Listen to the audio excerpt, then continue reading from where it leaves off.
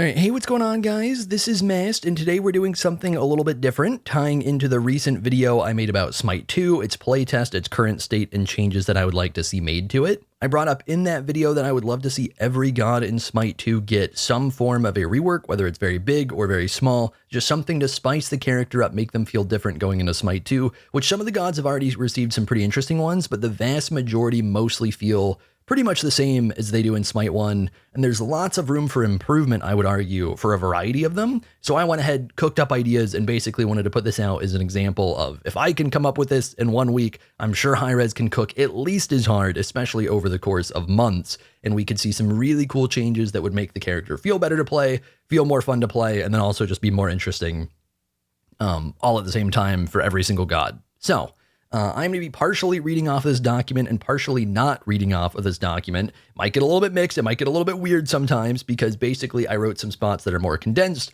I wrote some spots that are more free-formed. Generally speaking, I think I am going to ignore these sections where I will not just straight up read off my kind of general ideas that I've written down as much, and I'll try and more so freeform speak about them, assuming I can remember what my thought process was, which I think I'll be able to. I've been writing all of this very recently.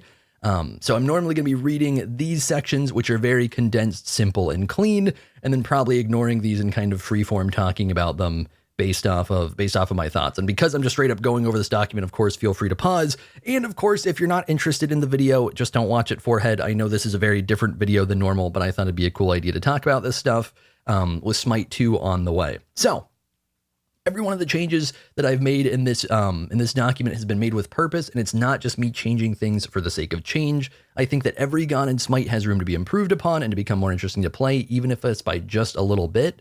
I've been taking some time out of each day for this past week to come up with these ideas, and I'm really happy with every single one. I genuinely think that if these changes made their way into Smite 2, that every god would become more fun and exciting to play, some more than others. Of course, I don't expect these changes to actually make their way into the game, but I still thought I'd share this for anybody interested and to demonstrate that Smite 2 reworks for every god are very possible if I can cook all of these up in 1 week. I think one thing worth adding on here, something that still gets kind of ignored and still talked about often, is in Smite 2, they are redesigning everything. So like they are not copy pasting kits, they are recreating a kit that sort of ends up being a copy paste, but they're not just like dragging the code over, they have to recode everything. So I think hypothetically, given I don't know much, I think as long as they have the ideas to cook with, it shouldn't be that much harder to rework at least certain components of a character's kit. As long as those ideas aren't any sort of crazy Morrigan type of things, right? I think like since they're already drawing it back up and it's just based off of something they've made, I don't think it'd be an insane amount more work. And really the big work would be how good is the idea? How many can we come up with? And do they make sense?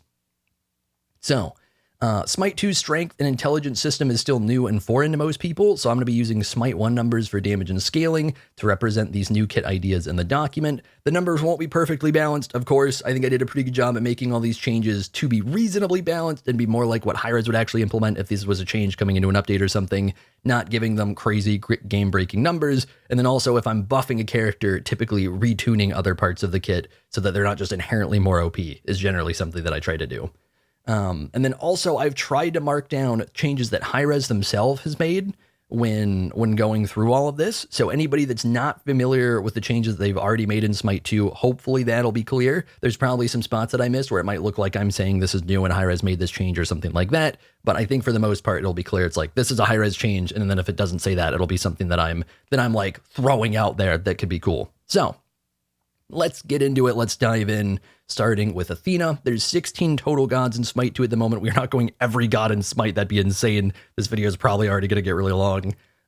But there are 16 gods at the moment going in alphabetical order down. These are the changes that I think would be cool and that I came up with over the past week. So my thoughts for Athena is that she's tricky to balance, or tricky to change because her whole kit is pretty solid. It works together. Each aspect has something specific that it's doing, but it's not particularly fun and most of her abilities aren't really exciting. Without a full rework, I think the best thing for her is to grant her some new effects that heighten the impact of her less impactful abilities, in which case would be the 1 and the 3. Obviously, her taunt is very strong. Obviously, her ult is very iconic. So not really changing those so much, but changing the other 2 abilities that tend to just kind of do the thing they do and they're not super exciting. So for the changes, Athena Dash would apply a 10% increased damage taken debuff to enemy gods hit by it. Worth keeping in mind, Athena collides with gods. She doesn't go through gods. So this would be something that almost always would only apply to one god, assuming she was in range to hit them with it. But in exchange, I would remove the block stack generation from this ability. So basically making her a little bit less tanky and also removing a little bit of a clunky component of her tankiness, because Athena's not a Bellona. She doesn't particularly get extra value out of block stack. She's not an ADC counter at all. She's just generally good at punishing squishies, as most Guardians tend to be with CC. So this 10% increased damage taken debuff would be a little bit of a trade-off where she's not quite as tanky as before, and she gets more incentive to actually land her one, get up closer, whereas very often, especially in the late game, she'll dash from range, not even land the one, and then just taunt. This is a little more incentive to actually get in range to land the one, and then taunt after that, getting that little extra damage increase taken. You know, maybe you land this taunt and then Ra hits an ult, that's 10% more damage on Ra, which would actually be really valuable. So that's the idea with that. For Athena 3, her shield wall, I would add a shield, like an actual health shield, not just that she has a shield wall, for 20 to 100 health plus 5 for her level, but then also nerf down the base damage on this ability by 15%. So Athena 3 hits very hard if you land the whole thing. It hits harder than it needs to. She's a ridiculously high damage guardian if you can land her combo, but that doesn't tend to be how she's played particularly. There was way back in the day that was like a big thing as she played around that, and I think it was kind of silly when she could do that much damage with her 3 and it was meta. So I think giving her a little bit more tankiness, which also makes up for the block stack removal a little bit, and instead nerfing damage is a nice fitting thing to make her feel like more of a proper guardian, more of a tanky character, while still actually doing a lot of damage. So Hi-Rez already changed Athena ult in Smite 2 to land at the target's location, even if they died during the channel, and also changed the mitigation on it into a shield, which I really like. So this one's a little bit unique. Like this is the Hi-Rez change right here. I had forgotten part of the Hi-Rez change and wrote up the shield idea down here. So again, I'm going to be tending to skip these parts unless like it's something that I feel like I specifically need to be diving into to explain things. Normally I'll just freeform explain what I've essentially written down here. But that's something where I believe this first part right here is me cooking that up and being like, wait, they did that already. So that's not true for other stuff, but that is specifically true for Athena in this document. One thing I will bring up is I also wrote up a different idea for Athena ult. I don't think it's as good. I think it's too crazy. I think it changes her a lot as a character, but I think it's a cool concept in general. So I thought I would still bring it up. So the idea, if you wanted to get absolutely wild and completely change her core identity, which I don't think is a good idea, but again, I think this is still cool, is Athena ult could, instead of giving a shield to the person she's targeting, she could apply damage mitigation to herself and redirect damage that her target is taking to herself. So if somebody is diving your ADC across the map, you can Athena ult them and you can just tank that damage for them. Now, it probably wouldn't be 100%. That'd probably be insane. It'd probably be like 30, 50% gets sent over to Athena, and then she would get mitigation to be able to tank more of that. So she's not just getting absolutely deleted. But I think it's a cool idea where it's kind of like, in a way, body blocking, but from afar before you land, and then you can actually land, actually body block, do stuff. I think it's too crazy of a change, but I think it's a cool idea. So I thought I'd actually bring it up. Moving on to Anhur. So Anhur is tricky. I absolutely love Anhur. I think most people do. He's a very, very fun character. He's an OG character, and he's one of the only OG characters that is really, really well designed. I mean, no offense in that. This game has been out a long time. It's gone through a lot of changes. He's a character that has actually held up over the years incredibly well. And before Ullr 1v1s were so common, and Anhur 1v1s still kind of are, Anhur 1v1s were like the go-to, where like you'd see two pros streaming, they're bored, they're in between scrims, in between ranked games, whatever. They go 1v1 each other for fun, or they money match each other for fun. And Anhur was like the mechanical character to display skill, and he's still really, really good at that. So great kit, I love him, but if we're going to make any changes, I do actually have a cool idea for his one that would change it up quite a bit, because I think if there's any ability that's continued to get weaker and weaker over the years to feel less impactful, it's tended to be his one. So the change would be to make the sand AoE on Anhur Pillar now apply a small vortex, so something like Poseidon Whirlpool, but probably a little bit weaker, so essentially pulling them in instead of slowing them. The sand now also would do damage, dealing 10 to 30 damage plus 10% power per tick every 0.5 seconds for 5 seconds. This would be small damage. It's something where if they sat in the entire thing for 5 seconds, it would do overall pretty high ability damage. It'd be 300 plus 100% power. That'd be like similar to Impale if they sat there for 5 seconds. But basically giving him small ticking damage, giving him a suck a little bit, very small suck instead of a slow, that lore-wise is very fitting for the ability. If we're doing kind of a shifting sand, which is literally the name of the ability, and giving it sort of a quicksand type feel, that pull that would pull them in towards the center where the pillar is, I think is a really cool concept for the ability. And then instead of immediately reaching the entire large AoE that the sands currently have in Smite, I think it would be cool to change the sands to have a small AoE around the pillar, so just a little bit outside the pillar, and then trickle out to reach its original size over the duration of the ability. If you haven't followed Smite 1, that might seem like, or Smite 2, that might seem like a crazy change. Hi-Rez has already done this with Soul 1, so I think it would be pretty reasonably easy to do this with Anhur 1. It might be a little bit different because with Soul 1, I think it's based on her heat when she deploys the ability. This would be over the duration of the ability. I'm assuming it should be possible now with their new tech already. And then also enemies that come into physical contact with the pillar's hitbox. So like if they touch the wall while they're getting impaled into it, knocked into it, just physically touching it, they'd receive a 7 to 15% increased damage taken debuff from Anhur from both his auto attacks and abilities for 4 seconds.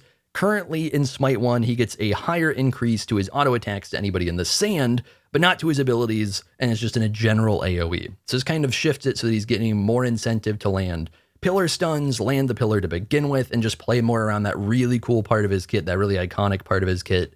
And so he gets more incentive for doing that, otherwise gets generally less value out of the ability though. So basically playing better on Anhur gets more heavily rewarded, playing worse, not quite as much. It's also worth mentioning that this would get a little bit of a suck, which would make it a little bit easier to land Pillar Impale, which might be OP. I don't know. It's a really small suck. I think the slow arty is going to do something similar. I think that's a little bit of a cool idea where they're kind of getting pulled towards that pillar, that easier Pillar Impale. And that's something that you specifically want to make sure you're running away from now. And it's also worth mentioning Hi-Rez already changed on her ultimate. So it's got a bigger charge up shot at the end of the ultimate. It's got a few ticks and then a big charge. I think that's cool. I would leave that alone. And then I'll also bring up, similar to the Athena thing, I had another idea that I originally was cooking up, and then I ended up moving on to the Vortex thing because I like it more. I think this is also cool. I think if it was something where they really didn't want to touch, like hypothetically, you really don't want to touch making the Vortex happen or anything like that, you could do this instead, but I don't think it's quite as interesting. Rather than having the pillar just deploy with a huge sand AoE, you can have something where the pillar itself is essentially made of the sand, and then you could recast the ability to crumble it into the sand AoE. So starting with just a pillar, maybe a little bit of a sand AoE around it that would still have the slow, and then by pressing one again, kind of like desummoning Ymir wall or something like that, then it converts into the big AoE sand area that Anhur pillar normally has. This would basically be a nerf, but I think it's also kind of a cool mechanical idea where you can tactically use this as you see fit, where in some spots you just instantly be trying to deploy a big area of sand, and then in other spots you'd be emphasizing the pillar more, and then in some you'd be using the pillar, then turning it into sand. I think it could be cool. It would need some sort of buff to make up for this, but this is like a general idea I had come up with as well. So Anubis I absolutely cooked with. I'm sure there's going to be some Anubis players that wouldn't like this, but basically I made him way better and just way more generally balanced as a character, and I think I cooked so hard. So, Anubis thoughts. Changing Anubis kit so that his 1 and ult can be used in unison has to be one of the most talked about obvious reworks in the history of Smite, so I think we can start there, which is very true. Of course, right now, Anubis is in a spot where basically you are either wrapping, 3ing, and 1ing, or wrapping, 3ing, and ulting. That means his 1 and his ult just do not work together. That is awful for him. It has always hard nerfed him as a character. It should be changed.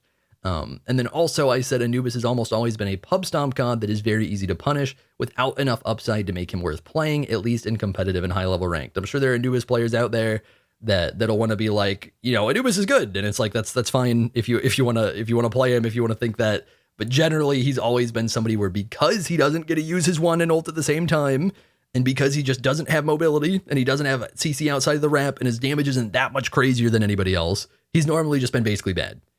He can be fun to play. I think he's entertaining, but he's been basically bad. So I tried to improve that synergy that he has in his kit and give him more of an opportunity to defend himself with damage, which is a little bit like Aqua. A little bit like the way that Aqua will like dump ult on himself, and then turn and burn with a combo. And it's like, okay, I don't really have CC for myself, but I'm just going to try and blow you up. Anubis doesn't tend to do that as well because his damage is so single target. So with these changes, I helped him do that, giving him more defensive AoE damage and not just being so reliant on ult. So, I think I read everything there.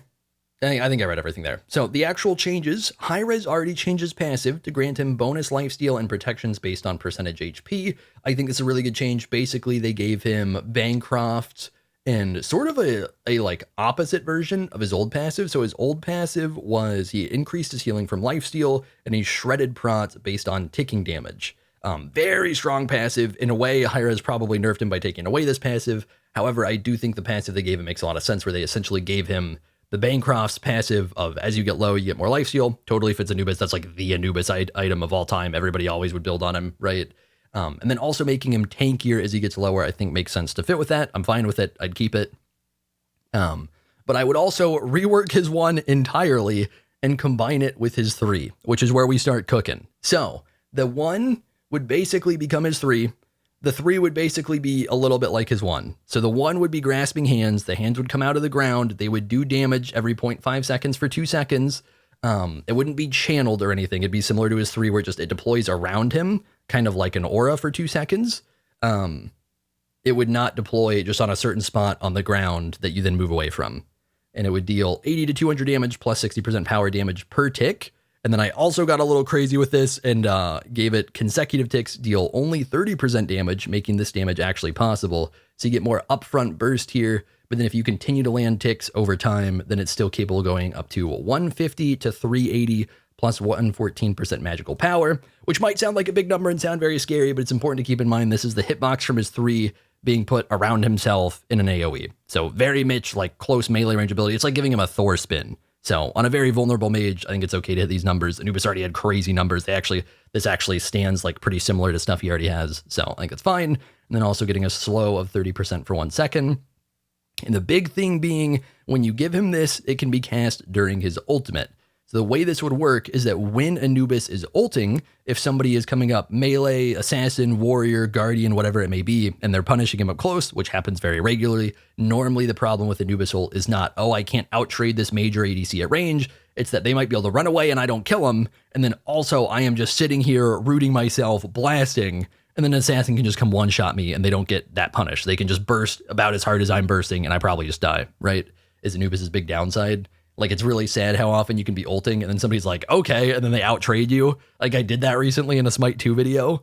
So with this, it's something where it's much harder to actually do that to Anubis. He can pop this during his ultimate and you have to wait out that damage or just be like, fuck it, I'm going to take the damage. It's going to hurt, but I think I can get whatever I'm trying to do done. So I think it's a great change for him. And then with that in mind, his 3 would be more of a Plague of Locust ability, having a different and weaker CC and being more focused as an actual damage ability. Right now his 3, I don't think the slow on Anubis 3 has ever felt particularly impactful. I think it'd actually feel more impactful on his 1 in this case, having this different ability. So in this case, his 3's been reworked to deal 20 to 80 plus 25% magical power damage instantly. So just the moment it's deployed, it would pop, and then every 0.5 seconds for 3 seconds. Which is similar to a mix between his 3 and his 1, and enemies inside this ability would have their vision obscured by the locust, similar to Loki's decoy blind. So this is, I think, a pretty cool idea, where that way you're getting something that's iconic for the lore. You're having these locusts blasting all around your face. It's harder to see, and while you're inside of this ability, you actually kind of have that feeling of impairment from the Plague of Locusts, which I think would be really cool. You could still move normally. And it would incentivize you to actually get out of it even more than the damage would. Or, well, maybe not even more, but like going along with what the damage would. It would have a similar casting range and similar radius to Anubis' original 3. I think it should be slightly larger since it doesn't slow anymore. And I think it could be interesting to give it a square hit area instead of a circle hit area, because I already gave the circle hit area over to Anubis 1. It's not a common shape. In my mind, a Plague of Locusts is something that would be probably more of like a square rectangle shape. So I think that would fit. And then also worth mentioning that Hi-Rez adjusted Anubis ult to have upfront burst damage before the ticking damage, which I really like and I think should stay as well. So cooking hard, man, cooking hard. I think Anubis 1 should be reworked significantly. His Anubis 3 should be reworked a little bit. Those are the ideas. I think they're really cool. And basically he would overall feel very similar, but he would have some more interesting, unique, and lore accurate components to his kit. And then he would be significantly stronger defensively, significantly harder to punish, where he would still be very immobile, but that he would have more damage he can dump on himself that would not be his kit interfering with itself and would synergize well, which I think is really cool. Moving on to Bacchus. Bacchus' major problem is that his 1 and his passive are basically the same thing. His kit feels small because of that. He pretty much just has his flop, his belch, and his ultimate. His passive is really strong, but his chug absolutely sucks as an ability. So the simple fix is to combine chug into his passive and have him automatically chug after a short time out of combat. I'm thinking a 3-second out of combat duration, similar to Blink. So it's like you haven't fought in a little bit, you're wandering around, you're juking, whatever it may be, take a chug, and that's just how it'll apply, and you can actually have a new ability that actually does something. So the actual changes, Bacchus' passive and his 1 have been partially combined. As part of his passive, Bacchus will now automatically chug once he's been out of combat for 3 seconds if his drunk meter is under 80%. It's important to note that you need to have some sort of thing like drunk meter being under 80%, because if it was just, if it didn't matter, then he would just be chugging every 3 seconds out of combat. It would get so old. So I thought, smashed is 60%. This way you're never having an issue where if you're out of combat, you're like somehow running out of your drunkenness. You'll still be plenty drunk. This way he doesn't spam it absurdly hard. New Bacchus 1, to make up for the lack of chug, belligerence. I thought that was a decent name for it. Bacchus mocks his nearby opponents, decreasing enemy protections by 5 to 25 and increasing allied protections by 5 to 25 for 5 seconds in a 20-unit radius AoE, which is a similar size to Thorspin. This ability would have a somewhat long animation similar to Neith's 2, where crowd control could successfully interrupt his cast and force him to try again. The idea being, if Bacchus is drunk and belligerent and yelling stuff at you, and the idea is that he's like hurting your feelings and your teammates are like, yeah, let's get in on this, then, if you cut him off in the middle of his rant, then that actually has to start doing it again. So it wouldn't be like a super long animation, but like Neith 2, it'd be decently long. He wouldn't be able to auto attack during it. And I think that would help make it feel less just like instant OP debuff plus buff and more like something he's committing to a little bit. And I think it would fit really well into his kit, where Bacchus very much tends to do something where he flops on you, belches, and ults, and he just kind of walks around headless, just not knowing what to do, maybe trying to body block autos. This would give him something to do after that. And then also, if you wanted to get a little crazy with it, this would not tend to feel worth too often. You could hypothetically cast this to decrease prots in advance, then go for a belch, then a flop, then an ult. That'd be like his highest CC combo. That'd be his highest damage combo. And it would definitely increase his damage by a lot, but getting this entire one off before UCC is not going to tend to be worth. So it's something you could do. Like if you play Bacchus solo, it would probably stand out. In support, you'd probably still initiate with flop, but that's another thing. I'm trying to think that pretty much does it for that. And then one thing that I thought was a really cool idea is Bacchus' passive chug being disabled when his ultimate is on cooldown, because his ultimate smashes his jug. He'd still be able to chug before his ult has been leveled to rank 1. He'd still be able to chug when his ultimate is available and off of cooldown. But if he is ulted, if it is still on cooldown, he does not get a drink anymore. And eventually, as you actually start waiting out, he'd stop being smashed. He'd lose all of his drunk meter, and he would lose, if you guys don't know, Bacchus gets like 30 magical power and 10% damage mitigation when he's smashed. He should basically always be smashed. It's an insane stat. Oh, actually, I wrote it down right here too. Yeah. Absolutely crazy stat. And so this would actually provide a little bit more of a thought process, where it's like there'd be certain spots where it's like if you're in a spot where you're just going to kind of just freely ult just to ult, there'd actually maybe be incentive not to. And then there'd also be incentive to hold your ult longer in fights potentially, in order to have that drunk state fall off later in the fight. So I think it's kind of a cool thing. It also just makes sense with the way the kit works. The fact that you smash the jug and you start drinking again is a little bit silly. So I think it's cool, and it wouldn't be insanely impactful anything like that.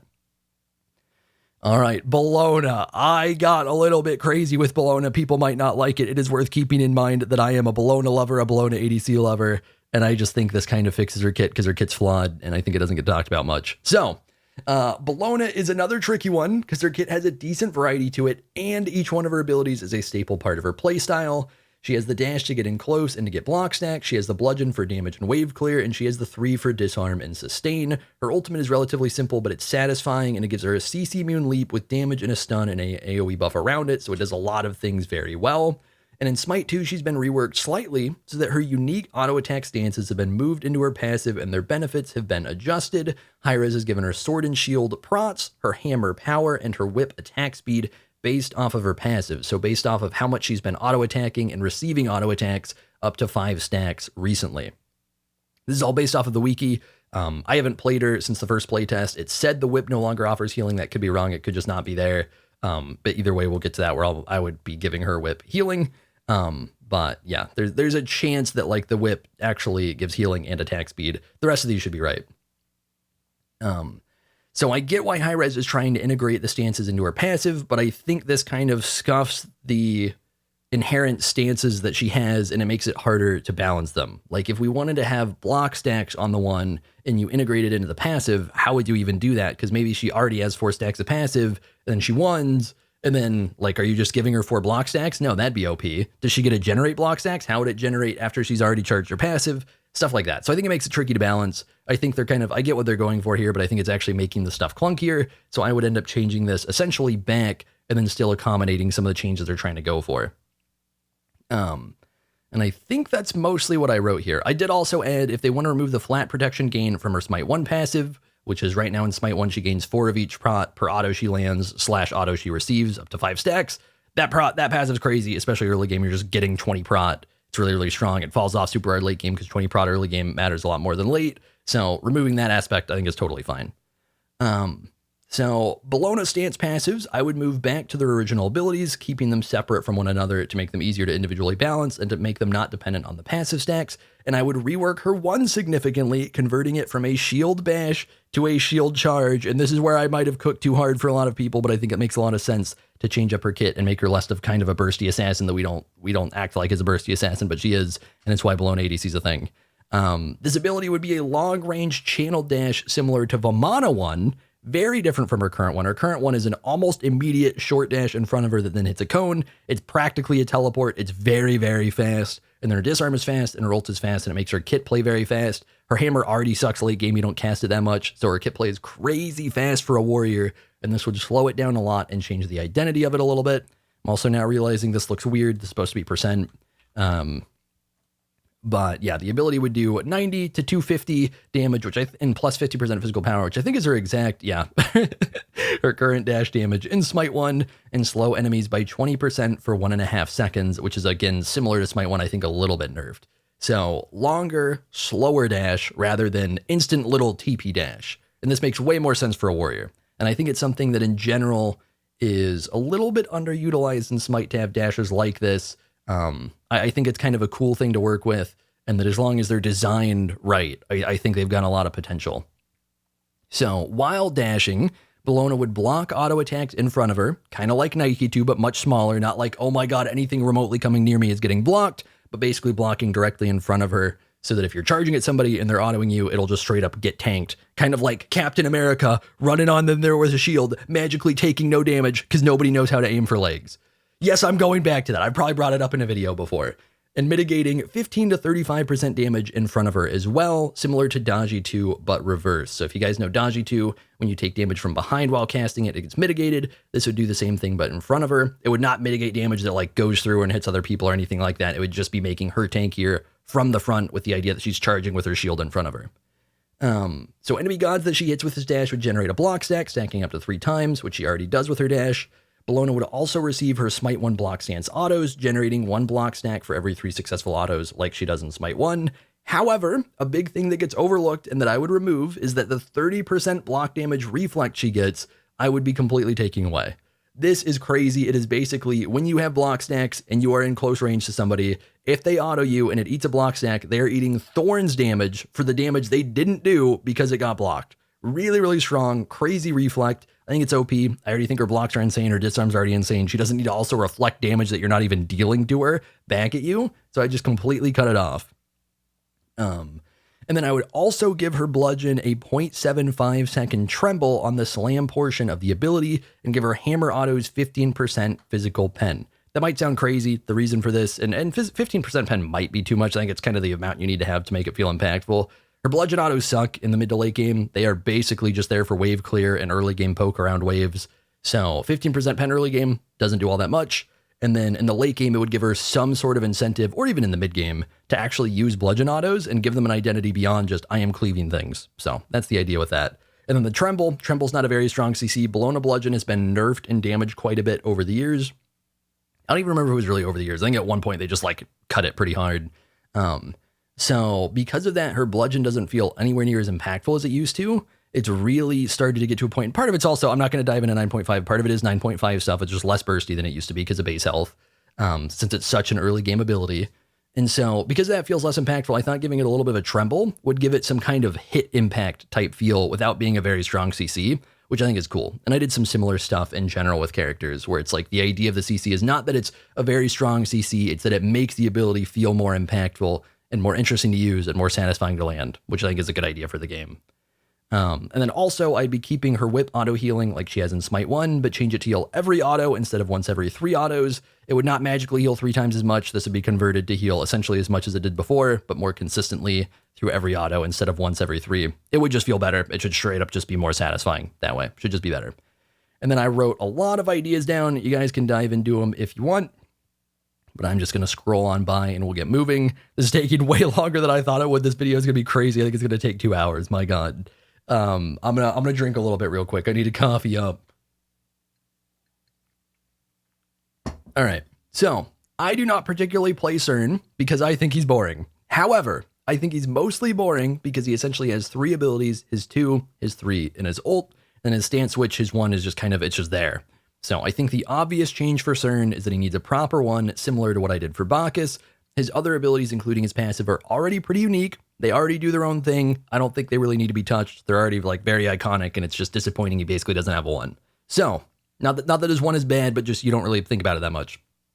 So, I would rework Cern 1 so that he can swap to a stance of his choosing on a 10-second cooldown using the same selection system as Morgan Le Fay 1. Yeah, that might seem like a little bit of a weird thing to be diving into. It makes a lot of sense, because right now with his 1, you are just spamming it through the stances to get the one that you want. This would make it a cooldown-based ability, which will get bonus effects, by the way, which will get bonus purpose.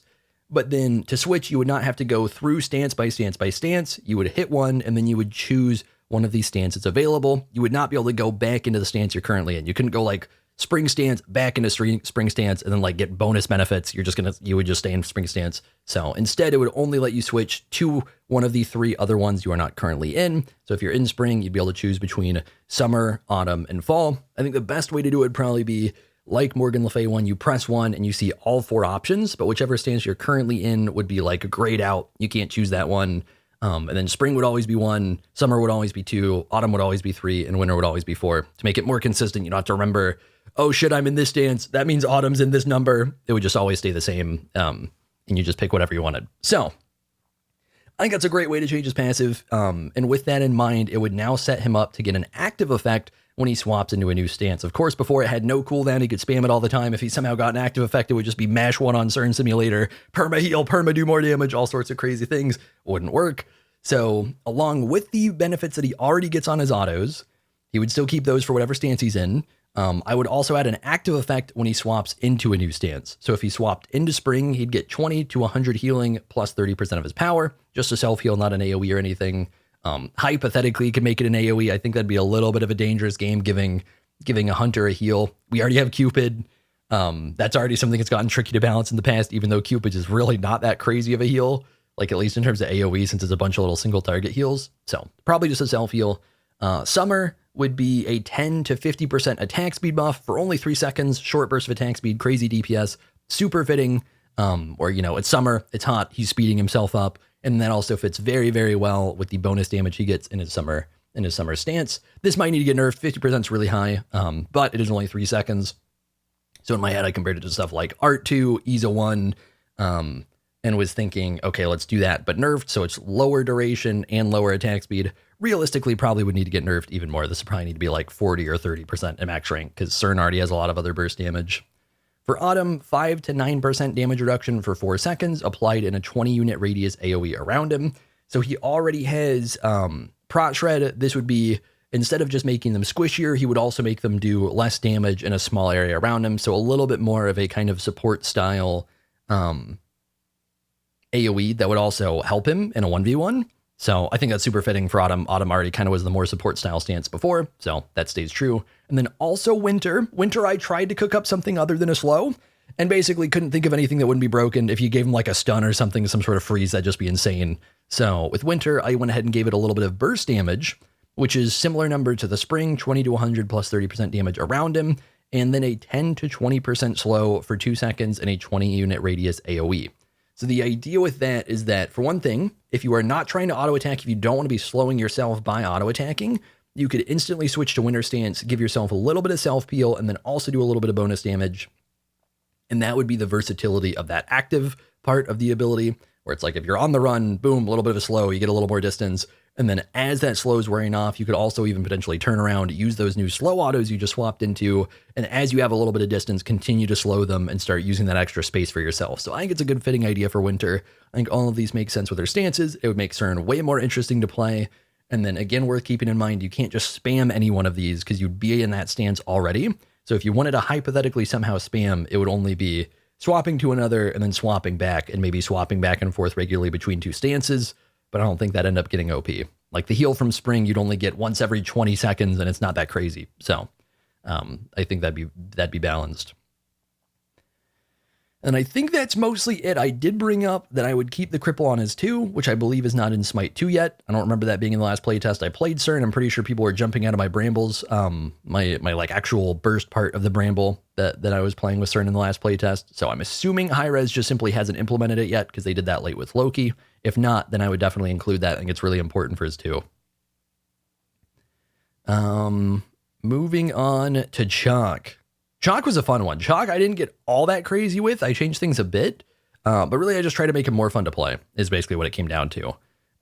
So I basically like beating the shit out of people with Chaac, but I really dislike the cast 3 different slow big circle damage abilities aspect of his kit.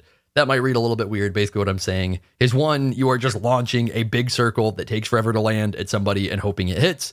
His 2 is simple and clean enough, but it's just swinging a circle around yourself. And his ultimate is I am going big slam mode. I'm going to hit a big area. It's going to be slow, but it's going to hit hard. So that is just kind of Chaac just continues to do the same thing. Even his 3 is a big circle. It just doesn't do damage. So I would like to make them generally less just throwing big circles, using big circles, get a little bit of size variety, and then speed up the kit to make up for the lack of size when I shrink some of these abilities. I want to increase the value of the damage on his teleport, giving that a little bit more function. If you guys don't know, when you 1 on Chaac and you 2 on Chaac, of course, you can teleport to the axe, but you also do damage to anything you pass through on the way to the axe before actually swinging into the 2. And that's a really cool component. It does 50% of his 2? Yeah, it's 50% of his 2's damage.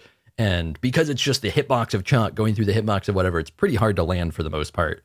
So I want to increase that value a little bit. I want to shrink the AoE on his 1, but then make it faster to reach maximum range. And on his ult, which I think with the ult I ended up leaving alone because I think it's already decently fast in Smite 2. And then also, yeah, it's like shrink AoE, but then speed up cast time. So I think with his ult, I decided to leave it alone. And then also I'd like to give him a passive that doesn't blow outside of laning phase because, oh my God, does it blow outside of laning phase. So current Chaac passive, I have written down a little bit underneath. His current passive is, in Smite 2, is 2-second cooldown reduction, 0 mana cost, and a little baby heal. I don't remember how it scales. Maybe it doesn't scale. I think I went back and looked at a Chaac video and I got a 25 heal early game out of it, that you get after landing 5 successful autos on your next ability. So it's capable of doing a lot, but it's really bad outside of laning phase because Chaac is not auto attack dependent outside of laning phase. Way back in Smite's history, this worked better. For quite a while now, just because characters over time have gotten more mobility, more CC, and different tools to just kind of keep Chaac from just auto attacking you in his 3-4 head, then it's nowhere near as effective to do that as it used to be. And so I think his passive should focus instead on ability damage and PvP, which is the thing that he actually does, and just incentivize rewarding him for that. So with the new passive, every third ability that Chaac lands on a god would deal 30 plus 30% power additional bonus damage and reduce Chaac's non-ultimate cooldowns by 2 seconds. So this is similar to his current passive, but he's getting it off of landing abilities on gods. And instead of a heal, and instead of a mana reduction, he's getting straight up bonus damage, and he would realistically get this less often in the laning phase than he does his current passive.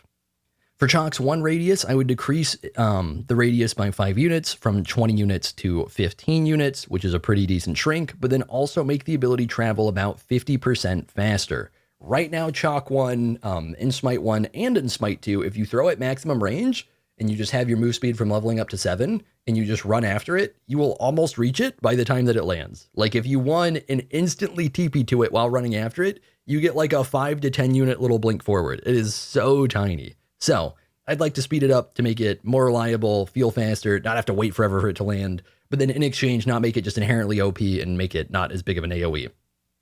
So that should balance itself out. For the teleport on Chaac too, I'd like to make it so it does 100% bonus damage instead of 50% to minions, but then keep the 50% bonus damage to gods.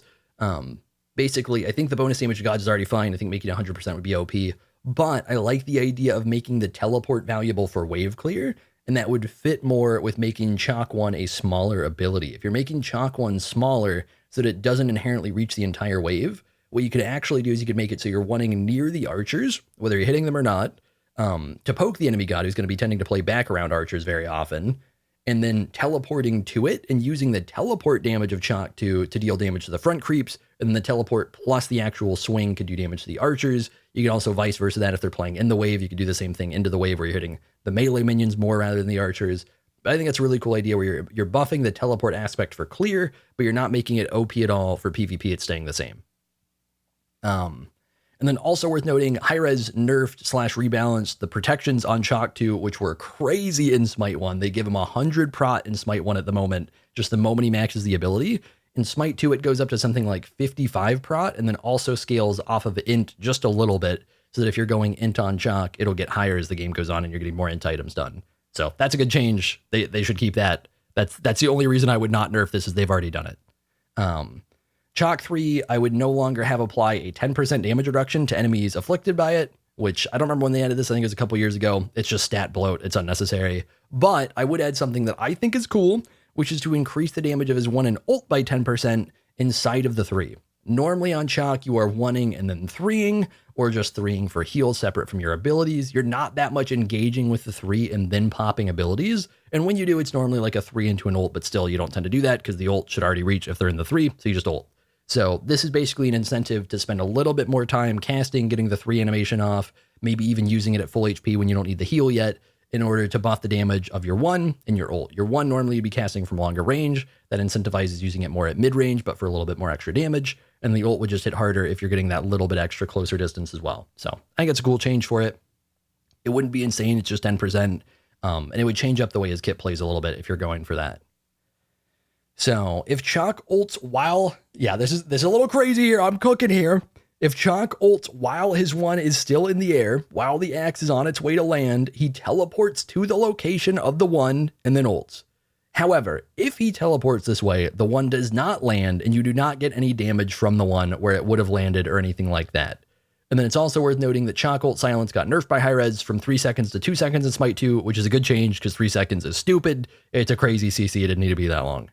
So the idea for this, Chaac does tend to struggle to engage from range, and I think it's a very cool idea to give him initiation, especially with the now idea of making his 1 travel faster, the ability to throw his axe, teleport to it, and do big slam, but at a big cost to his damage because you're not getting that 1 damage, which is such a big part of his kit. Like very often in the late game, his 1 and his 2 are going to hit very hard. His ult will hit about 50% harder than either of those. And so if you're taking out that chunk, you're taking out like 25% of his damage. That's a big nerf, but also you're giving him a way to initiate into fights from range and respect Chaac a little bit more when he's actually at any remotely decently long distance. Of course, it would still be limited by the distance of his 1. It's not like he'd be TPing in from crazy far, but realistically, this could probably give him like a 30 unit little jump forward to land his ultimate, which I think would be really sick. So I think that should cover everything for Chaac. Man, this ability is going to be, this is going to be crazy. Let's do a little skim here. I think I'm halfway through. Maybe we can keep it 1.5 hours. Maybe we can do that. All right, we cooked for Fenrir. A lot of these, you'll notice I have cooked way harder than the changes we have seen in Smite so far, in Smite 2. Do not get me wrong. I probably should, maybe I'll put a little note in the video earlier on. I am aware that I cooked harder and that these are over. They are more extreme than what is currently in Smite 2, at least vastly for the most part. Hades got a crazy change. Loki got a crazy change. They're farther down, so we haven't seen them yet. A lot of these I cooked very hard, especially on the gods that barely got changed because I felt like I had more freedom to go for it.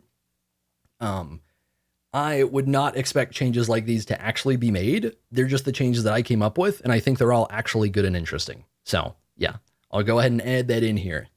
Fenrir's a tricky one because realistically, he probably just straight up needs a big rework, like complete rework. And that's coming from me. I checked in Smite. I have 5 stars on Fenrir. I've played him since the beginning. Yeah, his kit has crazy problems. It's hard to balance. It's hard to make fun. People hate playing against it. It's tricky. So I think right now his 1 is satisfying as it is and basically always has been. And although his ult has been very problematic throughout Smite history, and the big thing I am referring to there is Fenrir ult, one of the classic ones to go to for the, oh my god, we need beads, what if I get Fenrir ulted and I can't do anything about it? And then also, there was the Fenrir support meta, which very much ties into that, where for quite a while in Smite, Fenrir was often at least as good, if not better, as a support character, which is pretty much entirely due to his ultimate. The jump stun helps. It really only happened because his ultimate was such a strong support CC, where if somebody just didn't have beads, you could stun them, therefore they can't use a CC immune ult, and then you just pull them back to the team and they're just dead as hell. Not fun, right? Sucks to get hit by. Any ability where it's like, oh, I don't have beads, I am just guaranteed dead, does not feel good and probably should get a rework, right? So it is iconic, but it's OP. It's got big issues. So when I wrote this, I don't think I ended up actually doing this. I think I'll create both a small and large rework. I just went hard. I just went hard. So Fenrir changes condensed. Fenrir brutalize his 3 rework. So for this, I decided to leave his passive as is. I think his passive's fine. I think his 1 is fine. It's strong, but it's kind of a big core part of his identity. And then originally I was planning to change his 2, figure out if I could do something with the 3, and then probably nerf his ult and make it less just crazy pull that can just kill you if you don't have beads. But instead I ended up liking the idea. I don't remember, there's a character in League, if I remember right, that kind of looks like Fenrir. I think he's kind of a wolf character. I have barely played League. I have reached like level 6 in League. But the last time that I tried to play League, I was playing this character, and I think kind of was because I played a lot of Fenrir. It kind of seemed like Fenrir, but more auto attack focused. And when playing that, I remember being inspired and thinking it would be cool if Fenrir was a bit more like this. I know there have been some people recently that are like, oh my god, do not make Smite 2 like League. Calm down. I don't even remember what this character actually did. It's just a little bit of inspiration for my brain. Chill out. My god. I am not copy pasting a League kit. I haven't even looked it up since. I just remember I played it.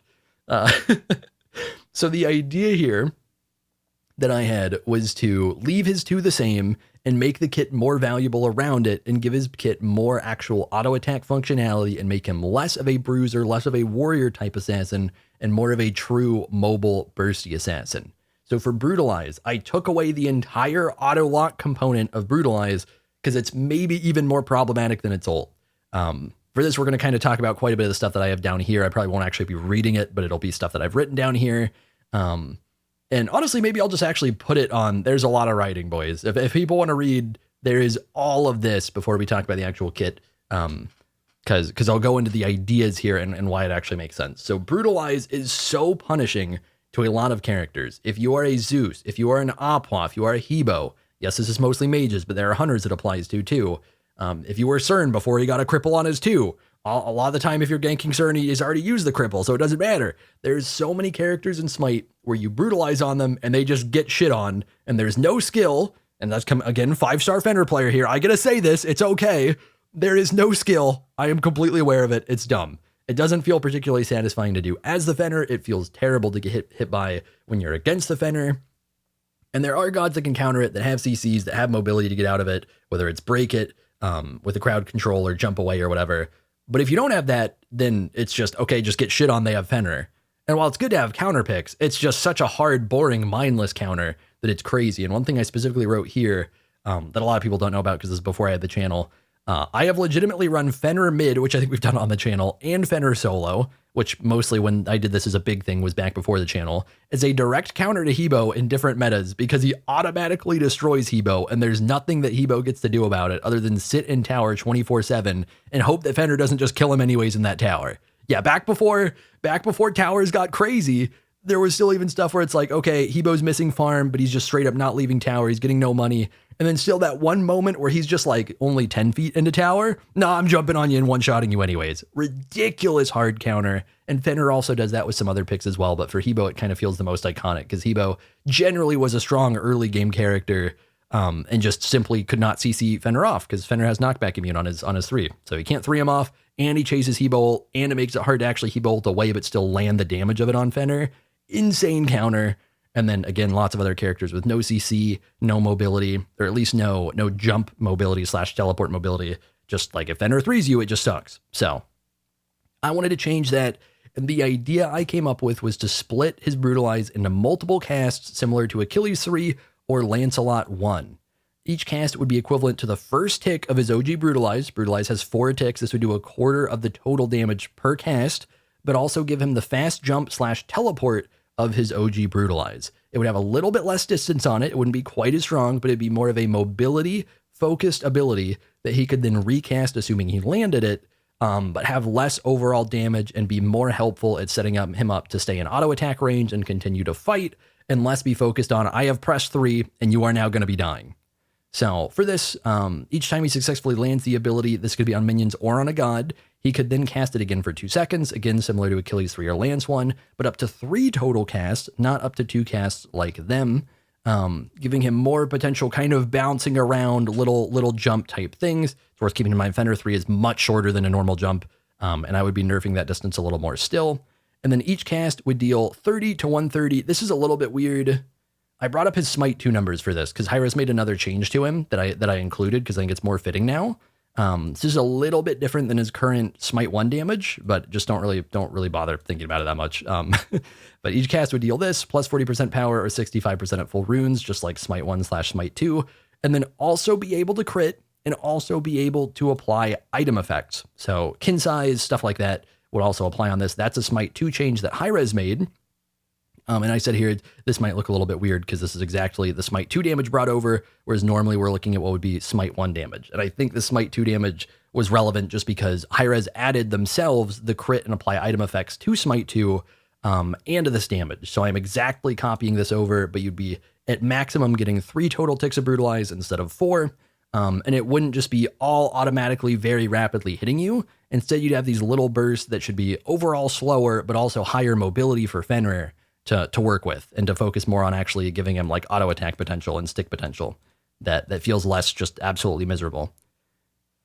So yeah, I think we've done all this. And then also worth noting, I'm removing the prots from his 3 because, you know, Fenrir has a bruiser play style in Smite 1 and I guess in Smite 2, honestly, where he gets a lot of protection. He gets up to 45 of each prot while casting his 3 at level 20. The way it works, it's something like, I think 5 flat and then plus 2 per level, I think is the way it works. I just cut that out. I'd be trying to make him more of an assassin and more squishy. And then also nerfing the range of his 3 from 30 units at the moment to 25, and the AoE damage radius from 20 to 10. This would be the size of like a little bit small. No, this would be the size of his actual indicator. So if you guys think about what Fenrir 3 indicator looks like, that would be how big the AoE would be. You would not be cleaving people particularly much. This would basically be big enough to actually clear jungle camps with his 3.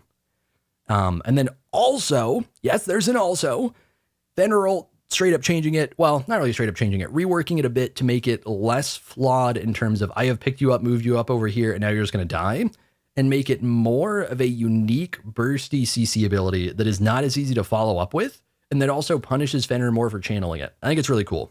So just like in Smite 1 / Smite 2, he gains increased size and speed. But this time, when he bites an enemy god, he picks them up, roots himself in place, so he doesn't get a move, and he violently swings the god that he bites back and forth with his mouth for 1.5 seconds. And his carry time in Smite 1 is Smite 2 is 1.75 seconds. So it's still a little bit smaller.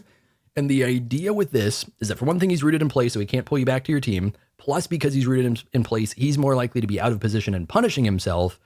And then also, he is swinging the other god so that they're harder to be getting free raw ult, free Kukulkan ult, stuff like that. Bigger AoEs will still land. Smaller AoEs you'll have to be precise with. Kind of like if Sobek last second plucked somebody at a right angle, but maybe a little bit more predictable than that. Or like somebody's on Scotty Ice sliding around. There's some unpredictability to the swings of the ability, so it's not such a broken ability to follow up on for a god that's otherwise already really good at killing you, right? So I thought that was a really cool concept. And of course, if you guys have ever seen, I don't know, like a dog go crazy on some toy or something, the idea is it's inspired from that. It's Fenrir going crazy. He's doing the rip and tear, the brrr. That sounded more motorboaty, but you know what I mean. He's doing that. And I think it makes sense for him, you know, just being kind of big rabid dog type of god. And then also an idea I had, I don't think this would be necessary, but I think it might be really cool, is to disorient the enemy god for 1 second when they're put down after the ultimate. And technically, I noted there's a hard CC in Smite called Disorient. I actually don't remember what abilities this is on. It's a different thing. It just happens to be named this. But basically, the idea would be kind of an Intoxicate type CC without any sort of actual effect that makes it look like you're drunk or anything like that. And then it's like, you've just been, you know, he just tossed you around like a rag doll for 1.5 seconds. So you're like off balance when you're put down. I think that'd be really cool. And then also, I I removed the bonus prot for max runes for this ability, because if you cast it when he's got his runes charged up, he gets a bunch of bonus protections, and instead gave him more speed, again trying to convert him more towards an assassin playstyle. And it's worth noting this 35% speed probably not as OP as it might look, because his ult already gives him 75%, so it would be 35% speed in ult only, that would be on top of that 75%. So yeah, again, all of these changes, if you guys want to read through all of it, you can pause this. I have edited every single thing I think in here. So like anything I am writing should generally be pretty consistent with what I've talked about already, and with what is written up above. But those are kind of the general thoughts. Yes, this document is like 20 pages. There's a lot of stuff. And so let's move on to, God, my Premiere had better not crash. I've had issues with Premiere crashing lately. This is going to be such a long video. I will get so pissed if it gets hard to render this. Hades thoughts. Hi-Rez already cooked with Hades. There's not much I'm going to do to him. I'm mostly just kind of nerfing him a little bit. So Hi-Rez, yeah, like I said, cooked with the Hades change. I'd say it's definitely the biggest standout of any rework they've made so far. And I love it. But as much as I love it, it's definitely OP in its current state. So I think it needs a nerf. It is crazy right now. Realistically, it might need even a bit more of a nerf than this. So the only changes I would be making to Hades is I would transform his Blight passive, which applies a 5% power reduction, to instead apply a 5% increased damage taken debuff. The reason for this being Hades has some components of his kit, and has for a while now, where once upon a time he was a guardian, then he became a mage, then he was bad as a mage, so they kind of made him more of a guardian, but he's still technically a mage, and I would love to give him some more actual mage feeling stuff in his kit, and a very simple way to do that is just straight up transfer this debuff passive that makes people do less damage to instead take more damage. Very, very simple change.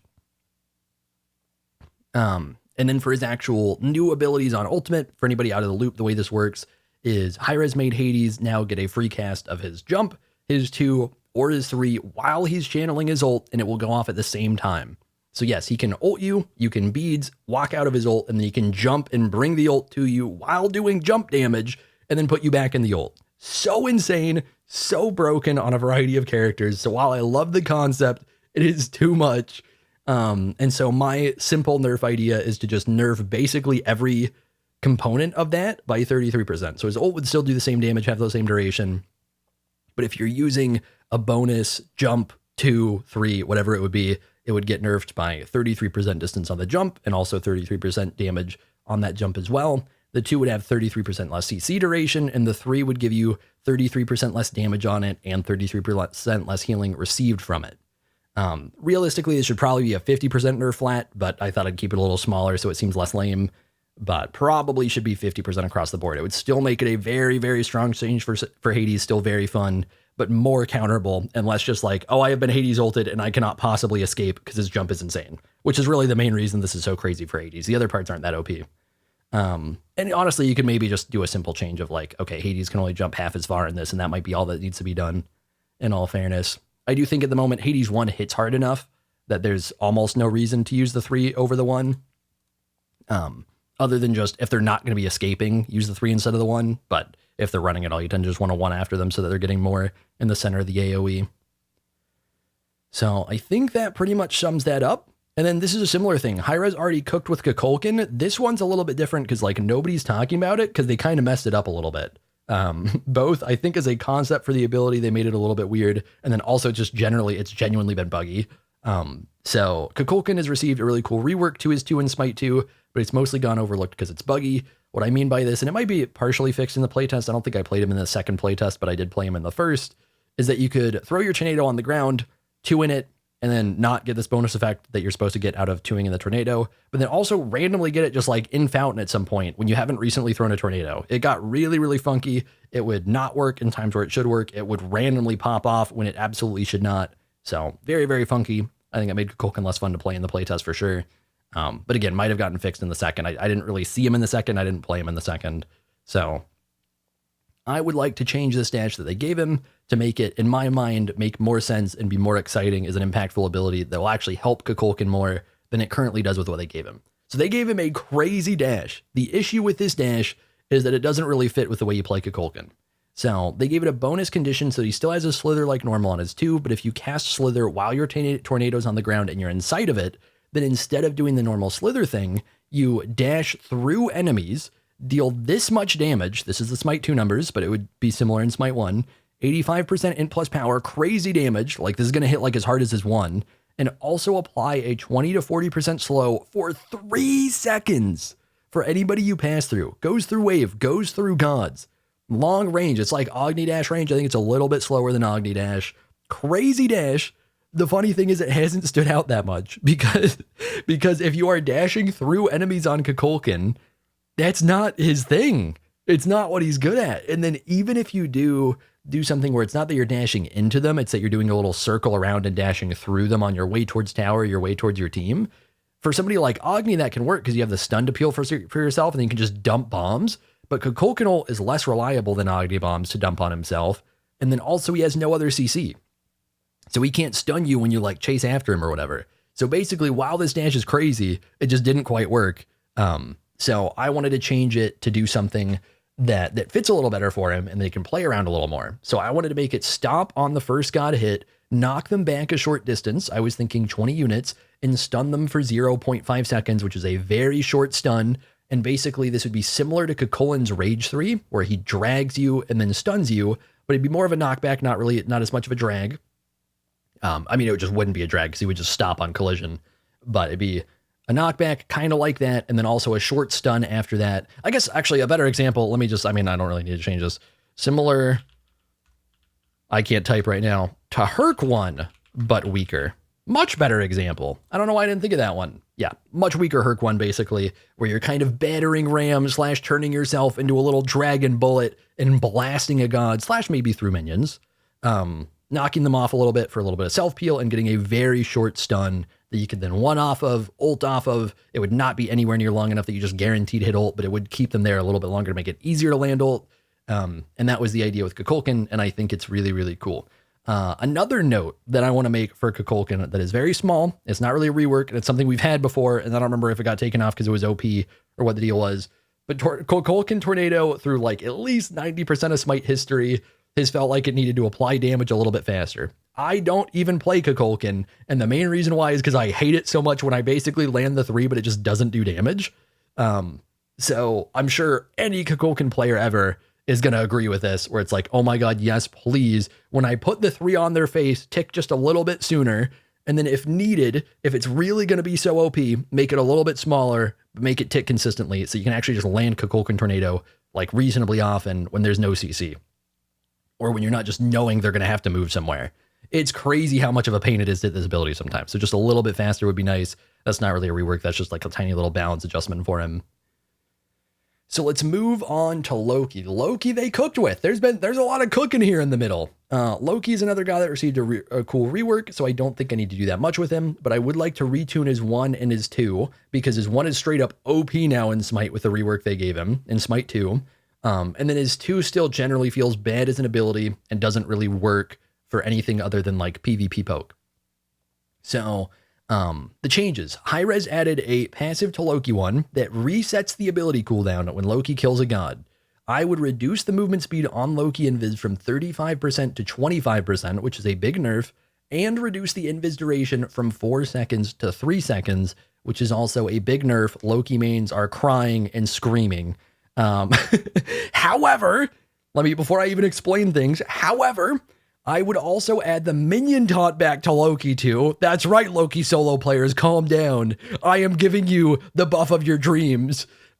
Forcing nearby minions to aggro on the decoy, which would massively improve his wave clear and would be sort of a hybrid between current Loki 2 and his old Loki 2, where old Loki 2 once upon a time was almost exclusively wave clear and then had a body block on the decoy part.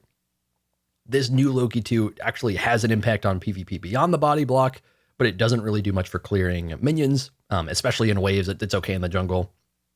Also just a straight up less damage, at least in the early game, than old Loki 2 did. So this way you get the taunt back, and this would also be a great setup so that you could taunt the minions and then 3 the minions, and Loki would potentially actually have good wave clear, but he would have to push up to the middle of wave and be casting his 3 while not invis to do it, which actually exposes him and basically just gives him the option to be able to do things, but could also get him punished. So big buff to Loki solo. And then for the invis changes, the entire idea, I said I do think the Hi-Rez rework is definitely OP in its current state. Don't get me wrong, I think it's really cool. I think it's okay that it's OP. Like, I'm glad they cooked. It just realistically it is. And so I'll mention a couple of balance changes that Loki players won't like. But you can now potentially invis 6 times in a row off of a pentakill, so calm down. This is the whole idea. Loki gets crazy aggression now off of getting those kills, which is already, Loki is the character where it's like, I am trying to one-shot you. He is such a just extreme burst assassin. That is his thing. And so getting that reward where, okay, he succeeded in a kill, which is like his entire purpose as a character, he then gets to invis again, which means he gets extra damage and extra mobility, and that mobility is insane. Invis is such a strong movement ability. You can't see him. He's really fast, and it lasts 4 seconds. So the idea is, even if you nerf it this hard, from 35% to 25% move speed and 4 seconds to 3 seconds, this is still going to make him strong, but it's going to keep the, oh my god, I invis on Loki and I ran in a random direction, get fucked loser. That is going to hard nerf that. It's going to somewhat nerf his ability to initiate from range with invis, where you're trying to stay sneaky and actually reach the invis auto, not invis and then ult. But he's still going to keep his damage. It's still going to overall give him a lot of mobility, and he'll still be plenty strong with this recent change where you can now just spam invis as he keeps getting kills. So it's mostly just going to nerf the extremes of the movement on Loki's invis, but for the most part, it would actually still be relatively similar. It would make him easier to punish when he's trying to run away in invis, but it would also still let him be very strong with the recent change that Hi-Rez gave him, is the big idea. And then also Loki solo becoming like remotely possible again with the taunt change to his 2 would be an idea, which I don't like playing against Loki solo, but I also think the invis change would help a lot, because one of the reasons it's so frustrating is how much insane mobility he can just go sneak away with on his 1. It's ridiculous. It's so easy to just hide on Loki when he doesn't need to be able to hide that easily. It's crazy, man. So he gets a little mix of both there. Neith thoughts. I think Neith feels really good to play in Smite 2, mostly due to the changes to her scaling, finally giving her access to the proper mage build that has always been most fitting for her. Neith is always built very ability-based, so being able to build just straight-up mage items in Smite 2, intelligence items in Smite 2 is really cool. She can still build both. She can build auto attack. She can do a mix of strength and intelligence. So basically, I think that her kit feels good. I think she's satisfying. I don't remember if they put this change in Smite 2. I'm sure it got requested. I'm sure they were thinking about it. I don't know if it happened or not. Where her 2, right now in Smite 1, if you get CC'd while channeling Neith 2, I even brought this up as an example for Bacchus, where I liked it for the new Bacchus one. I hate it for current Neith 2. If you get CC'd while you're trying to get your 2 off, it just doesn't pop, and you keep just like, okay, wait for the CC to wear off, try and pop it again. Oh, I got CC'd again, try and pop Neith 2 again. It's not a good enough ability to get punished that hard. So that sucks. I don't remember if they made it in Smite 2 so that it'll still continue to cast after getting CC'd. I think they should if they have not. Worth mentioning. But yeah, I would rather focus on buffing up her passive, and then also modifying her passive, because in Smite 2, Hi-Rez has already changed it so that it's less of a trap detonate type focused ability, very significantly less focused on that, and much more of a long-term stacking buff. Now, I personally have an issue with this, because while I don't have an issue with them taking away the detonate trap, I think her now being able to be built like a mage is already very strong for her. I think Neith Detonate was already capable of being a little silly. It's very much a noob trap. Generally, you're not getting that punished by detonates. As a high-level player, it's pretty rare that you're going to eat both. But as a lower-level player, so easy to be baited into that noob trap. It just straight up doubles Neith 1 damage, which already hits hard. It's insane. It's something where, like, realistically, it's probably a little silly how imbalanced it is between different levels of Smite. So taking that away, I think, is good, which they have very much nerfed in this and made it more focused on this buff. But it's a 30-second stacking buff from detonating Neith Weaves, which I don't think makes sense for her as a character. For one thing, the deeper you get in the game, the less likely you're going to stack this. This is something that's going to make more sense in lane, because you can just keep the uptime up and you can poke. But then that kind of sucks late game. And then also, it's not that good of a buff. And it's just like, why does it last? Like, nothing lasts 30 seconds for a buff like this. Like, why did they even do this? So for me, that one was a little confusing to me. Also worth noting, unless the numbers are wrong on the Smite 2 wiki, which is very possible, Smite 2 wiki is very scuffed. Smite 2 is very new in an alpha playtest. According to this, she only gets a 2% attack speed buff, even though she gets this much of a buff for her int. So hypothetically, she could be getting like 60 int, but only 6% attack speed. I would be upping that. That'd be weird if it's actually that number. So my idea is to basically rework Neith passive entirely, but kind of with an idea similar to what Hi-Rez is going for in Smite 2, where instead of Broken Weave being a trap that she is detonating, like it is in Smite 1, it would be a buff that she's leaving on the ground kind of in between, like, or kind of based off of what it is in Smite 2, but just no detonate, whereas in Smite 2 you get the little baby detonate damage. This weave would float in the air, similar to Heim 3, so it would just kind of be like a general white essence getting left on the ground, or not on the ground, floating off of the ground wherever you left it, wherever you land the 2. In Smite 2, it gets moved from Neith 3 to her 2. And then entering this weave would consume it, granting Neith 10 plus 2 per level more power, so up to 50 at max level, at level 20, and then 10% plus 1% per level attack speed for only 4 seconds. So almost 10% of the duration of the Smite 2 passive, but also way stronger, way burstier. The idea for this, and also actually before I get to that, let's do the Smite 2 terms. Smite 2 term power buff would be something like 10 plus 1 per level strength, so getting up to 30, and then 15 plus 2 per level intelligence, so getting up to 55. And then the attack speed would just stay the same for 4 seconds. That would be like Smite 2 numbers. Normally we're not working with Smite 2 numbers, but it does make sense to do here because for one thing, Hi-Rez we already have the Hi-Rez Smite 2 numbers, and then Neith is very, very truly hybrid. So I figured it made sense to bring up that way. But the idea with this is that Neith is very often known for being a defensive, passive character. She is capable of playing aggressive. In fact, normally any good Neith player is going to manage to play aggressive.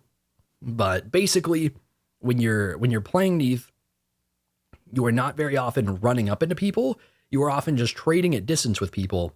And so if you're landing her new 2 weave, where now instead of having it on the backflip on her 3, whenever you land your 2, I think it's on a god. I actually don't remember for that. I was assuming this would only apply if you landed on a god.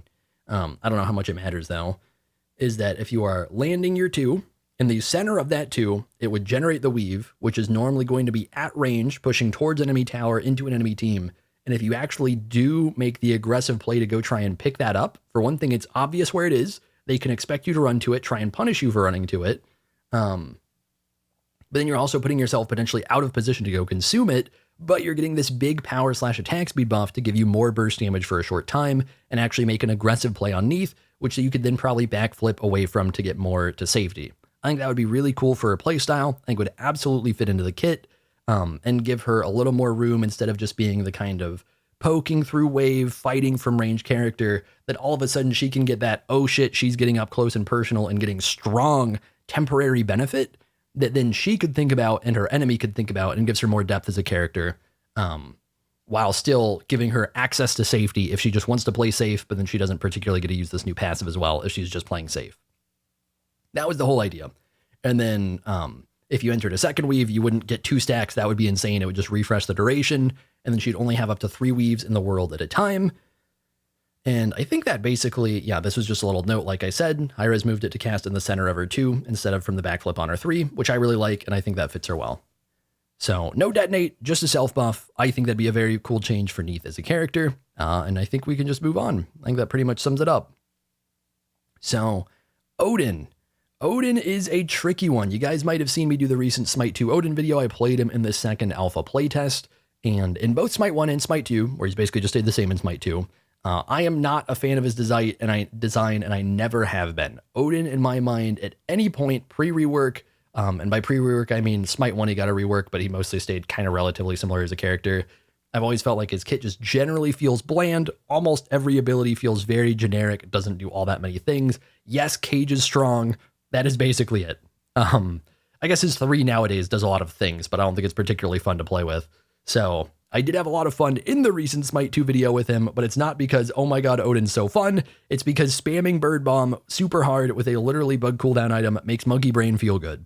Very accurate description for what happened there. We really just kind of ooga booga on him. For Odin, I would like to integrate Hugin and Munin, who are his ravens in his lore, into his kit, and also remove the 2 ability Bird Bomb combo from his 2-1.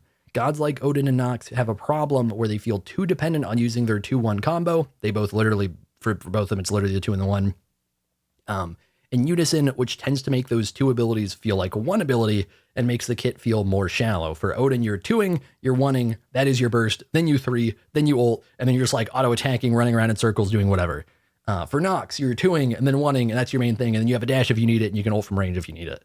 And so those very much mesh together and make it kind of feel like your core kit has 2 abilities instead of 3, and you have an ult. And so I think generally that tends when you're that dependent on a synergy combo, it's not that synergy combos are bad, but when they play that heavily around each other, it tends to make the god just feel too simple, too bland, too easy to play around that combo as well as an enemy. And so I think it'd be better to give him a more iconic second ability that just lets his 1 be its own thing. So I would like to change Odin 1, before we get to the Odin 2, I'd like to change Odin 1 to make it less generic, because it's been the most boring jump in Smite forever. Now, this is the one on its own, not with Bird Bomb. Bird Bomb has more stuff to it. Odin jump, always and forever, has been a big circle that is slow to land and does not CC at all and just does decent damage. It is like, I don't think you can argue against it. It's not even me shitting on him. It's just genuinely true. It's like, it's a very simple jump. Like, it's like, if we are just beginning to mess with Smite as a game, there's never been a Smite 1. This might be the first jump we would put in as a little test. It's like, oh, jumping works. Nice. So a very, very bland ability. Because of that, I think it would be cool to spice it up and get him a reward for landing the center of the ability that would also fit potentially with the concept of the jump. I think right now with Odin jump, he basically jumps and just kind of slams his spear. It totally makes sense to make it where he's jumping up, leaping, and like stabbing down with his spear, like crashing into the ground, trying to stab you. I feel like that made it sound more violent than I meant to.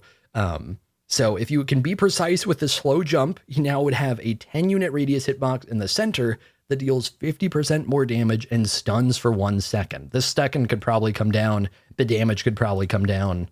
But I think that's something where it wouldn't be very easy to actually land this part. This is a very small range. His jump is very big.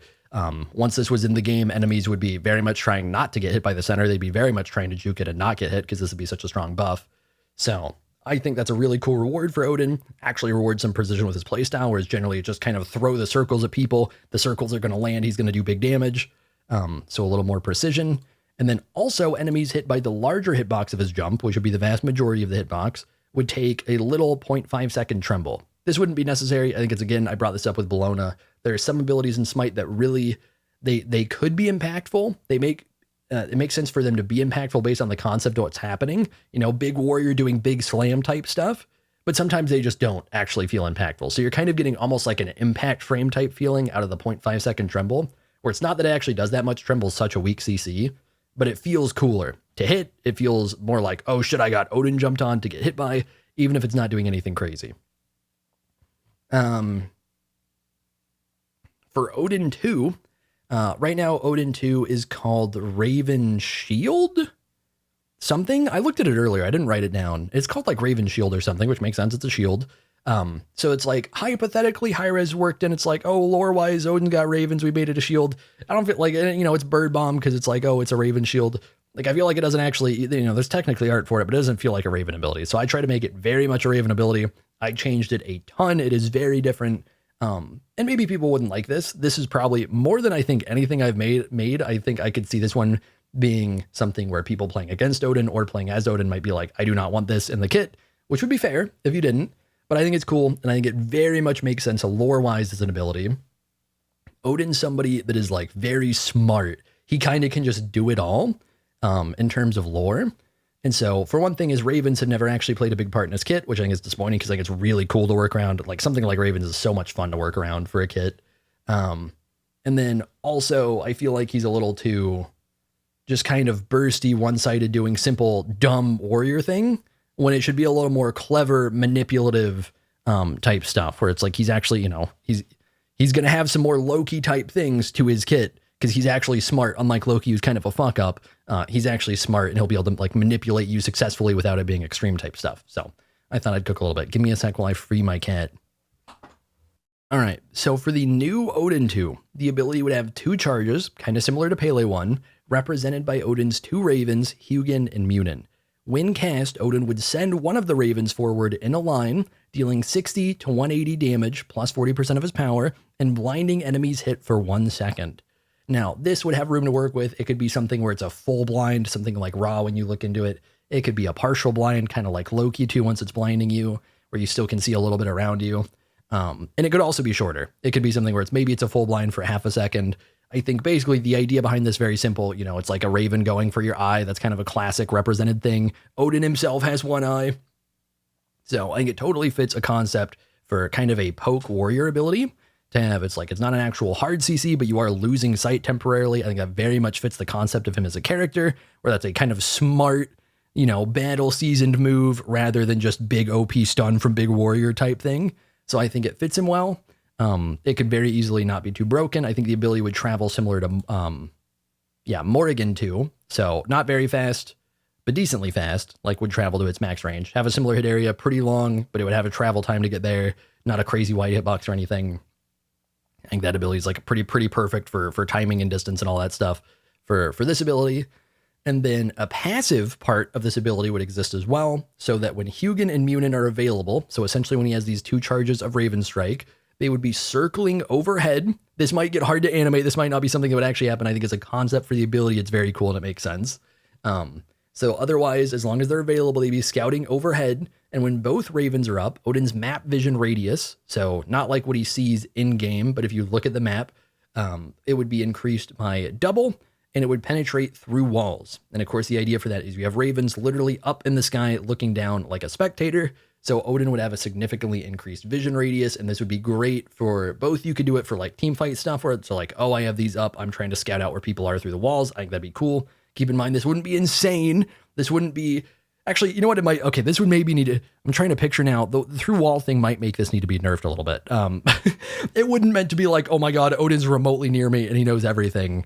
But it's like, the idea is he gets extra vision range and he gets vision range from up above thanks to the ravens.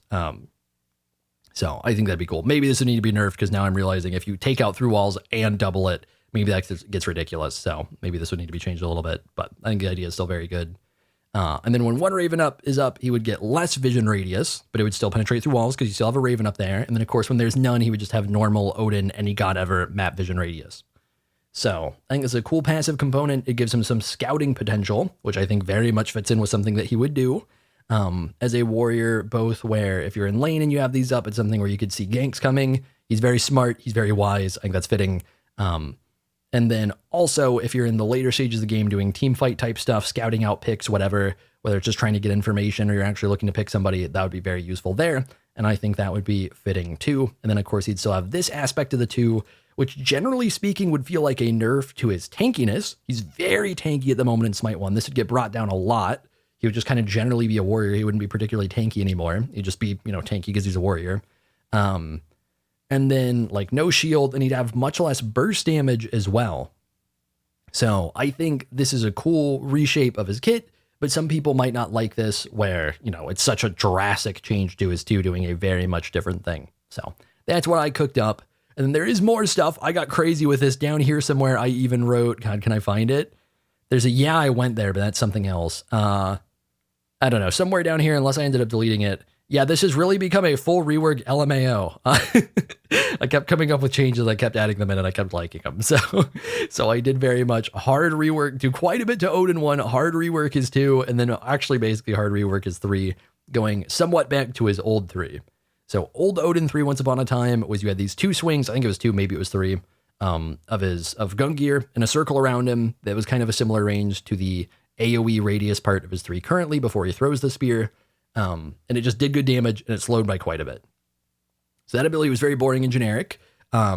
However, I feel like because these 2 abilities with what I did became less generic, and also because I think his 3 is just kind of doing too much nowadays in Smite, I thought it could do a little bit more than it did in the past, but get back to the past and then be kind of a simple, reliable ability to have in this kit that would be less like extreme.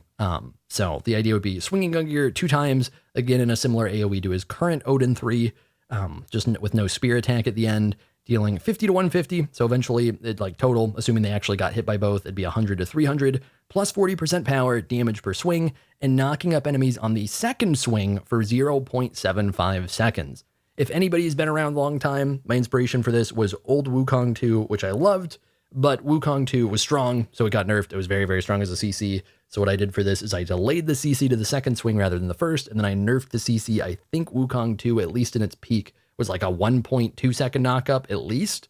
This is almost half that at 0.75. It's mostly there as a disrupt, but it would actually also still apply a little bit of effective CC. But the idea is kind of like for stuff like, Bellona 2 that you might want to knock up, anything like that, any sort of those channels, that would be available as a little form of peel. And then also just, you have a little bit of a CC for yourself in an AoE. And then also Odin ult buff. People can absolutely feel this is me doing too much. I like the idea of it. It is kind of crazy. I thought it would be cool to have a more reliable punishment for people inside of Odin ult. I think to me, when I play Odin, which again is not super often, but part of why is because I think he's disappointing to play, is that when enemies auto attack walls, whether it's people inside, their teammates, both at the same time, whatever, they can just walk on out. Now, don't get me wrong, Hi-Rez put that in for a reason. I understand that, but Odin ult has this damage where if you jump out, then you're taking damage plus a slow. And if you auto out, very often in late game team fights, especially, if you're paying attention, if you have like even at least one teammate paying attention, you can get out of that Odin ult very fast, just unpunished, aside from that little bit of Odin ult CC that you ate for like 1 second. Or just, oh, there was a wall here for a little bit, you know. There are a lot of times where Odin ult is more disappointing than even Ymir wall, even though Ymir wall is just a core ability, and Odin ult is an entire ultimate, and they're both walls. Because you can, if you could just auto Ymir wall down, then that would make it so nerfed. Now imagine it's on a 90-second cooldown. So I thought it would be a cool idea to make it so that enemies who attack the walls have damage that they receive for those auto attacks. And I also went a little extra extreme here and made it true damage. It wouldn't have to be true damage, but the idea for it was that if tanks, which they so often are helping knock somebody out of this. I think the perfect example for a tank that does this so often is Yamoja. If you have a Yamoja on your team and you're going against a node, I don't know why this lives in my head as the example. I feel like I've seen this a lot because she's got the ranged guardian autos, is that she's in her support mode, her support mindset. She's instantly trying to auto you out and she's just helping you get out fast. This would be some extra punishment for her. And because she's a tank, if it wasn't true damage, it wouldn't hit her very hard and it wouldn't be much of a punishment. So the idea with this is if you want to help free somebody, you got to eat some damage yourself to help free them and try and save them from dying / eating a ton of damage. So I think this is actually a really cool idea for a change. Keep in mind, this would not be, you don't have to like break down every wall. Normally with Odin ult, you are breaking down one wall. You might have a couple autos go off and hit a different wall that you don't end up fully breaking down. So normally this would totally be 5 autos to break down one wall, which early game would be 100 damage, late game would be 500 damage, plus 10% of Odin's power, and it would be true damage. So early game, this would be pretty negligible, 100 damage is not much. Late game, this would be much more noticeable. This would be getting into 500%, or not 500%, just 500, and then also 50% Odin's power, so depending on how much damage he's building, that might stand out as well. But again, late game, you're getting more people who can also knock it down for you, so this is much more likely to be split up and less extreme. And I like the idea of having that sort of trade-off like that. And then also, Odin ult retains permanent 5 power buff received from enemies dying in the ring, which he has in Smite 1, but they took it away in Smite 2. And this buff can now stack infinitely. The reason for this being that in Pred, I brought this up in a video recently, Zarus can infinitely stack his power buff. His gets more extreme. Zarus is more of a damage dealer, and he can get more power at higher levels. And even that doesn't feel OP. It just feels really cool. So I think it's actually pretty safe to say that this permanent 5 power buff could stack infinitely on Odin, because realistically, when are you even going to get 20 kills inside of a ring in a game, even if you're going absolutely out of your mind playing like a god? It shouldn't happen, right? You're only going to get so many Odin ults off. You're not going to be like penta killing the team every time you get an Odin ult off, because then you just win the game and you don't even get to those 20 stacks. So I think this is reasonable to give it no stat cap. I just think it's more about the idea of no stat cap rather than the idea that like people are going to infinitely scale and get like 500 power, because that's not going to happen. And I wrote that down. No way he's getting like 30 of these. Calm down. There are little notes I put throughout different stuff in this document for anybody that reads it, where it's like, chill out, guys. I know some people are going to be like, what? It wouldn't happen. Calm down. And then also worth noting, while I would want to be adding this back to Smite 2, Hi-Rez, in exchange for taking this away in Smite 2, they implemented a debuff of 15 to 25% strength and int for enemies inside the ring, which I don't like. I think in general, giant debuffs like this, it feels so bad to do this little damage. And the idea with this for Smite 2 is it's like, oh, you're stuck in the ring with Odin, assuming he's alone in the ring. It's like, okay, try and fight him. You're going to do so little damage. Plus he's already building tanky probably. I think it's just pretty unfun. So instead, he would be able to buff himself over time. He also just has a passive. This is just a passive in Smite 1 and Smite 2, where if an enemy dies in general, he gets a power buff. And I don't remember if it's in Smite 1, but he gets at least a move speed buff in Smite 2. And if I remember right, for both, it's just across the map right now. That would just be changed. I didn't bother trying to change that. So that's something where that gives him a little more value to have this permanent 5 power buff, whereas this they just kind of threw in, and I'm not really a fan of it. And then here is all the stuff I wrote for the ideas, but I think we probably went way deeper than what I wrote in terms of just saying things. We are almost done. I'm sure anybody watching the video at this point, my God, for one thing, you're a trooper. Hopefully you've actually been enjoying all this stuff. I know this video has gotten so long. I had so much fun putting this together, though. I had so much fun thinking about this stuff. I do have more Smite 2 videos I'm going to make soon that are not going to be Smite 2 reworks, but just general ideas on Smite 2 that'll be fun to work on as well. For me, this was just like a blast, man, coming up with like not actual just straight up god kits for the most part, but all these changes, these gods that I've played for 10 years, you know? So yeah, we did Odin. Moving on to Soul. Soul is one where Soul very much tends to have mains. She does not tend to have that many people just come over and play her if they don't play her quite a bit. So she's a little bit of a weird one, I think, to look at where, similar to Loki, I'm sure people are very fiercely defensive about the kit that they have grown accustomed to on Soul. However, I think the ideas I came up with would make her more interesting to play and just straight up better. So I think Soul's main problem as a character is that I like the heat stacking concept of her kit, but it's mostly just get to 100% and then get a big auto attack buff. There's not really much thought to it. It just kind of happens. So I think there's a lot of potential there for heat stacking to get interesting and to be something that you keep track of. But at the moment, it's just kind of, you know, nice. I get big autos now, and then I'm just going to start swinging. And it took me a little while to get here, and I feel like it's not that fun. So I wanted to rework her heat generation and enable her to use heat for more than just her autos, but to actually benefit her abilities, giving them different effects. Now, Hi-Rez partially did this already, and it's probably part of the reason that I was even thinking about this to begin with. So moving past this little part right here real quick, Hi-Rez already changed Soul 1 in Smite 2 to expand to reach a larger area based on her heat level, and I believe it's at least 2 times at max heat. I'd seen a video on it. I couldn't find exact info on the wiki or anything. Of course, the playtest isn't up or anything. I don't have a way to directly look at the numbers in game at the moment. So I believe it's at least double its size as it is in Smite 1 and Smite 2 if you get to full heat when casting Soul 1, which is a big buff, big change. And I think it's a cool idea where it's like, oh, I've generated a lot of heat and now this ability is amped, right? So I wanted to make her generate more heat per auto because right now it's very small. And then I wanted to cut away a lot of the heat generation she currently has on her abilities in Smite 1. So in Smite 1, I believe she has 10% on her 2, 10% on her 3. That's heat generation. So like if she had 0, it'd go to 10%. It's also a way to preserve heat, which gets a little cheesy and lame to my taste at least. And then her 1 gives her a crazy chunk of heat, especially as she levels it up. Her 1 starts at 30% heat and gives her eventually 70% heat at max rank. So she gets all that, but she only gets 5% per auto, which would be 20 autos landed to reach 100% heat, which is ridiculous. So I would like to up it to 10%, making it 10 autos landed to get straight there, and then taking away the heat generation from her 1 and her 2 entirely, which would stand out a lot on the 1. And then also going with the idea that Hi-Rez implemented into Smite 2, where her 1 gets larger based on her heat, I thought it would be cool to make it so that her 1 is more of a general heat aura around her, rather than some little circle she puts on the ground that is like left wherever it is, and then she either tries to fight around it, which can get very scuffed, or she just leaves it be, and then it just sucks as an ability. So I wanted to make it more consistent, keep its size, but similar to what I did with Anubis 1, where I made it grasping hands come up from just around him in an AoE. I wanted Soul 1 to do the same thing, where it's just around her in an AoE for similar damage, similar duration, but not just deployed on the ground somewhere. And then again, would no longer generate heat with it, and it would probably need a decrease to the potential AoE, not the original AoE, that's fine. But as it gets really big, because I think it gets so big in Smite 2, from what I remember, would probably need to not be so big if it's just following her around. That'd probably be too much. Would probably just be like walk at people, forehead, do damage. And then probably would need a damage nerf as well. Both of those probably going down like 20%. And it's not to nerf her actual 1 damage. It's because her 1 would now be easier to land.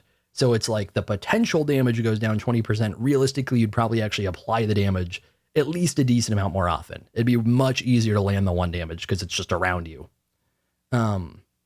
So I'd also like to rework her 2 to have a smaller radius depending on heat level. So at 0 heat, this ability would now have a 10 unit radius AoE. I'm trying to remember, didn't this exist in Smite at some point, or even still does, and it's just not that extreme?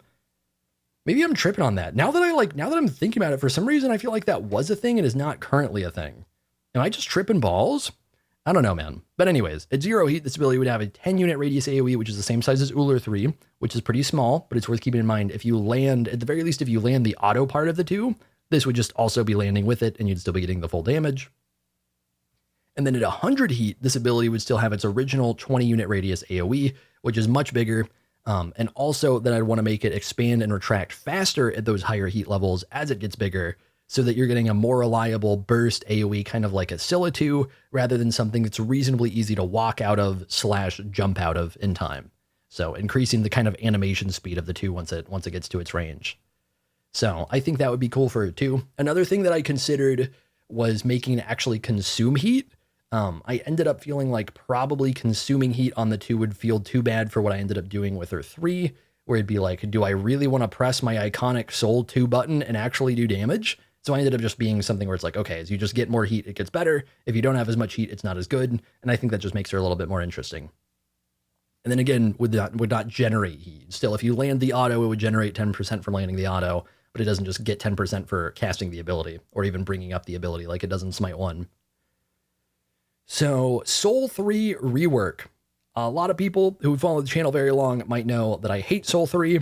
It is going to blow your mind when this turns out to sort of be a buff to Soul 3, but it's also something where it's like, it makes her more risk reward. So my idea with Soul 3, I think I cooked pretty hard with, is the ability would reduce Soul's heat by 5% per tick as it's casted. So Soul 3 does damage every 0.5 seconds, and it lasts 3 seconds for the actual flame trail component of the ability. That would mean that assuming you're hitting nothing, you would just reduce your heat by 30% by the end of the ability. And then if you're casting it at 0% heat, or if you reach 0% heat, you're not going to negative heat, you can still cast it at 0% heat. It's just assuming you have some, you're bleeding that 5% per second. However, if you're dealing damage with the flame trail, you gain 15% heat per tick. So that'd be every 0.5 second instance of damage onto gods, and 5% heat per tick to minions / jungle camps, etc. So if you went through an entire minion wave, assuming the whole minion wave is alive, you could get 30% heat every 0.5 seconds. This would come at the massive downside, like straight up, by the time you had 2 seconds of your 3, even if you had 0% heat to start, this would just give you full heat. Now, the big downside to this would be you are 3ing through a minion wave and just assuming you don't get punished by a gank. So there's downside. You don't just get a do it forehead. But just like in Smite 1, this ability would last 3 seconds and it'd leave a trail of fire behind her, dealing that damage every 0.5 seconds to enemies that are in the trail. Unlike Smite 1, Soul would not receive her incorporeal form, which is like her Aegis / beads, just I'm in a circle doing nothing, roaming around form, unless she had 100% heat when the trail ended. So if Soul had 100% heat at the end of the 3 seconds, she would receive that incorporeal form for 3 seconds, just like she does in Smite 1. But to buff it, because she now has that extra incentive to reach that, she would be able to either cancel it early or let it expire, and it would actually unleash a burst of fire damage around her, doing 40 to 200 damage plus 50% power and a 15 unit radius AoE, which is the same size as the current radius of her 1 in Smite 1. So not very big. That's a great reference point for any Soul players. It's the exact same as that. So the idea with this is that Soul, there are a lot of Soul players that play very scared, and they still get punished for this a lot because it's just not as good of an ability as they sometimes want to rely on it being. They will just kind of, anything remotely spooky is happening. I'm already at auto attack range. I am 3ing. I'm running away. I'm not even backpedaling, auto turning. I am not even trying to use the damage of the ability. I am just running away, getting that little speed boost, and then turning into beads Aegis for 3 seconds until I get to tower. And that's something where as you reach higher levels of play, that doesn't get to happen as much because you're going to get punished. At lower level play, it can keep you safe, but it's not actually good. It just keeps you safe. You don't get to do that much with it.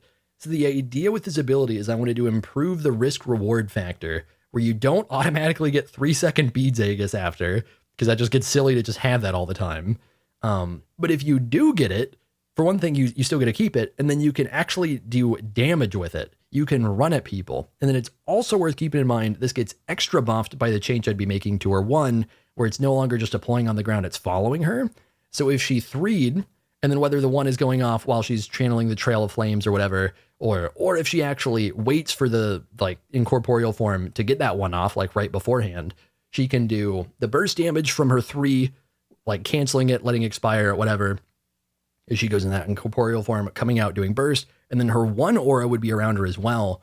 And so you can actually do like aggressive close range soul fighting without the clunk of her current kit, where she gets a little more reliable damage for it, where it's like, oh, don't sit in the soul one forehead, where it's like, okay, well now it's just around her. So now you have to just simply be farther away from her range. She gets a little extra incentive to do that with this burst damage as well. I think it's really cool. Soul's entire kit that I think is actually interesting, the entire interesting aspect to her as a character, is her ability to turn and burn and punish, that she can get up close and really chunk you down. For the most part now with Crazy Burst, her 2's pretty bursty, her ult is very bursty, her 1 and a 3 are damage over time. And so this would be like, if you're getting ganked or somebody's engaging on you or whatever, especially in melee range, which is where her turn and burn really stands out, she is going to have so much more potential, but she will just be inherently less safe, and she has to reach that safety by getting her heat up to 100% with the 3. So I think it's very cool. Some people might not like it. I don't know. That was my idea. And then leave Soul the same. Soul's just cool. Soul, I actually brought up down here, hypothetically, based on heat, she could receive a nerf / buff to her ult. So maybe like at lower heat, it's not as good. At higher heat, it's buffed. I think with ults, that's a risky game to play because you want ults to be consistently strong. And then also her ult just already feels really good, really satisfying. It's one of those abilities where I think you kind of cast it for the first time in a long time, or just the first time ever, and you're like, what the hell am I doing with this thing? But if you're remotely familiar with it, comfortable with it, and I don't know, just like landing it at all, I think it's a pretty satisfying ability. It's got that little baby CC to it that's cool. You can use it in a bunch of different ways since you're lining up all these different little circles. I think it's a pretty cool ability. So getting to the last 2 gods, these ones will be pretty small, pretty clean, because Hi-Rez already made some decent changes to them as well. I didn't think I'd cook like crazy with these. Ymir. I really like the small changes that Hi-Rez made to Ymir. And I say small, they're small compared to what I've done. They're decently big compared to most of the changes that have been implemented in Smite 2 so far. So some of these changes are less noticeable now, so they might go forgotten. But the ability of Ymir, I'm trying to remember exactly what they did to his 3. His 3 is basically less clunky to cast now. I think he can kind of turn his camera during the 3. He shouldn't be able to turn the actual freeze, the cone of the 3, while he's casting it. I think he can turn his camera is the thing for that one. The big one that stands out is his 2. Not only can he turn the camera for the 2, he can move during the 2, and he can adjust the angle that he is deploying the 2 as he casts it. Makes it such a more consistent, more satisfying and clean ability, and it's great. And that is, I actually haven't played Ymir in Smite 1 in forever, I don't think. So it's at least partially made its way into Smite 1 because I've seen that in patch notes. I don't know if I've actually played it to confirm. In Smite 2, it feels great. It's such a nice change. Also, he just got a straight up big buff, not just quality of life, but big buff, where his wall now knocks back enemies based on the angle it hits them at. So if you actually deploy the wall where it would be landing on an enemy, it's got a new collision hitbox for this. You can knock them if they're on the side of the wall, you can knock them to the side, so either the left or the right. If you're putting the wall in front of them running away from you, so I guess kind of behind them, you can knock them back towards you. And then if you normally don't want to do this, but it can happen on accident, or maybe there'd be some reason to do it. If you put it in front of them, you can knock them away. Hypothetically, this could be a way to peel. Normally just having a wall is going to be plenty of peel. Normally the knockback won't matter for that, but lots of different ways to CC people with the wall. It's cool. It's a little extra something for him. And then of course it still just has the Ymir wall effect that he normally has. And it applies frostbite. I'm trying to remember, I don't think it would do that in Smite 1 because I don't know how it would apply it at the moment. So it applies frostbite now when you have that collision with the wall coming up through the ground. However, I do still think there are some, and he gets a rocket jump, worth mentioning. If you don't know, if you put it behind yourself on Ymir, it's already a normal thing in Smite 1 where you're like running away, you want to be like, oh my god, please don't hit me, and you put the wall behind yourself. You can basically run past the wall as it comes up through the ground and kind of wall people off to get to safety. So now they added onto that and made it so you can boost yourself forward, giving yourself some mobility. You can use it to juke, you can use it to get away farther, you can even use it to get in as like kind of a little baby jump to get closer to somebody to freeze range. It's cool, it's fun. So those are all great. I wanted to make some very small changes that I think would just be healthy for him as a character and would add on. And I know this one is going to bug people because we're getting into Thorwall territory, but it's, I think, worth keeping in mind that this is Ymir and it'll be okay. And this damage sucks early game. So right now in Smite 2, Ymir Frostbite is really insane. He hits very hard. He now has all of that bonus strength to start the game with. You're not getting basic attack damage, you're getting strength. Currently, that's very high. Ymir is absolutely smacking into Smite 2 early game with his Frostbite autos, because you're getting these double damage autos with quite a bit of power. You're not really needing to build. Everybody kind of starts more on a flat surface when it comes to that. That's probably, I don't think that's an expression. On an even ground is what I mean. I guess I don't know why the hell I came up with flat surface. I guess it's basically the same thing. Everybody's starting on relatively even ground in Smite 2 at the moment. And so he can really do, other than like probably not building a strength item to start, which are weaker in the early game. A tier 1 strength item is not gonna be crazy. There are no starter items. He can just smack the shit out of an ADC. If he's allowed to get up close, he will beat the shit out of him. He will just simply win. And it does end up getting a little bit silly, even though I think it's been very fun. So with that in mind, I think something to increase the depth of Ymir and also balance Ymir in this sense is that Ymir's Frostbite passive that he applies on all of his abilities now, including the wall, could be consumed when he lands that auto attack on an enemy afflicted by it. So Frostbite not only increases significantly the damage of his autos, but it also reduces the damage of the enemy that has the Frostbite. So the idea with this is that, for one thing, you cannot just spam auto after one ability. If you freeze somebody and then auto them 4 times, you don't get 4 Frostbite autos, you would get 1. And then also you would be taking away the Frostbite damage reduction that you're applying. So there's a trade-off there. You're doing less support, nerfing their damage type stuff, but you are hitting harder. And then also it's incentivizing you to auto cancel well, to think about your kit more. For example, if you 3 and then 2 and then auto, you're breaking 1 Frostbite proc off, only getting 1 enhanced auto. If you 3 auto 2 and then auto, you're getting 2 Frostbite autos, so you're increasing your damage, more to think about. And then especially with the new Frostbite on Ymir wall, I think there's a cool aspect where you can land your 3 auto, 2 auto, and then 1, and normally that 1's going to be applied at range. You're already going to be outside of auto attack range, and you can use that as a little burst to now nerf their damage for the next like 6 seconds. Frostbite lasts a while. So I think that's cool, where it's actually effectively a nerf to what's currently an OP aspect of Ymir in Smite 2, but it makes you think more at the same time. I think that's great. And then also, literally the animation for Ymir Frostbite right now looks like he's smacking the ice off. It's like already in there. It's already perfectly set up for it, where it looks like, okay, I've smacked the ice off of you now. Let me try and reapply it. So to go with that, because that would be a nerf, I thought it would be good for Ymir, mostly in the late game. And also just kind of fitting now that he has the CC kind of big disruption effect on his wall, to get a little bit of damage on his wall. This is very little. 30% power is not much. Up to 150 at max rank. Normally this is going to be like ranked later in the game. It's not much, but this would help him a lot in the late game, where he is not going to tend to be autoing much. And even if he does, it's not very scary at that point. Ymir Frostbite autos very much are scary early on. And so this would help transition his kit, where it's a very small early game buff that would not compensate for this nerf. But late game, he would be better and more reliable in damage, where fairly often he'd be getting this little baby poke as he attempts to kill you by walling you for his teammates to follow up with and for him to land a freeze. So his ability damage would get more consistent, because normally Ymir late game is hitting very, very weak, because by the time he's getting into range to kill somebody, it's just kind of like, that's just it. They just get bursted super hard. He doesn't even get to do that much. So I think that's a good change for him, and it's nothing all that crazy. No, I do not think every wall ever needs damage. I just think with the new effects it's got, and to help balance out his damage numbers and his consistency, I think it actually makes sense to give him just a little bit. So Zeus thoughts. We are at the very end. It has been almost 2 hours. I think early on I was like, oh my God, this might last 2 hours. I was pretty dead on that, wasn't I?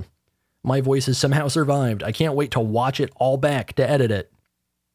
I think that Zeus is already feeling more fun in Smite 2. This might be a little bit controversial. I think a variety of people think he feels worse. I think a variety of people think he feels better. I think probably older players are more likely to like this kit, because it's basically a buffed but throwback version of his old kit that he had once upon a time before he got reworked.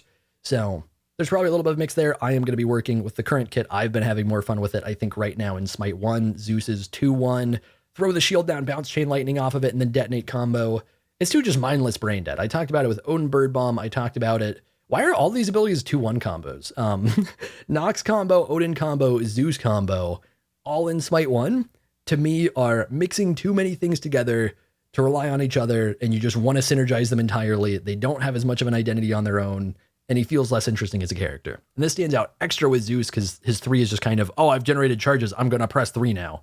And it doesn't even stun in Smite 1. So with Zeus especially, it stood out, but there's not a whole lot of thinking there. And I think the chain lightning change, where it's now more doing its own thing, being chain lightning, and then his 2 is just a deployed little burst around him in a circle in Smite 2, is a good change. And I'm now realizing I didn't specifically mention that, so I'll kind of talk about that.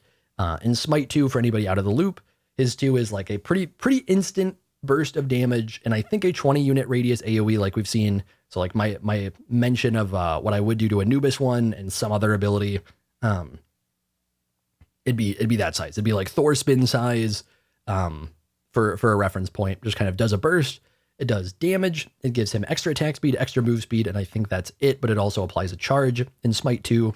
The issue with this is that if you cast it when you're at range, if you're in a team fight like you often will be on Zeus, and it's like, okay, my support has CC'd somebody, you have to run up and position yourself like an idiot a lot of the time to actually get value out of your 2, other than a little bit of attack speed and a little bit of move speed. So there's a lot of spots where the ability feels wasted, and that feels really bad. It's not a mobility enough focused ability to really be like, oh, I need to save it like a Kukulkan 2 to run away.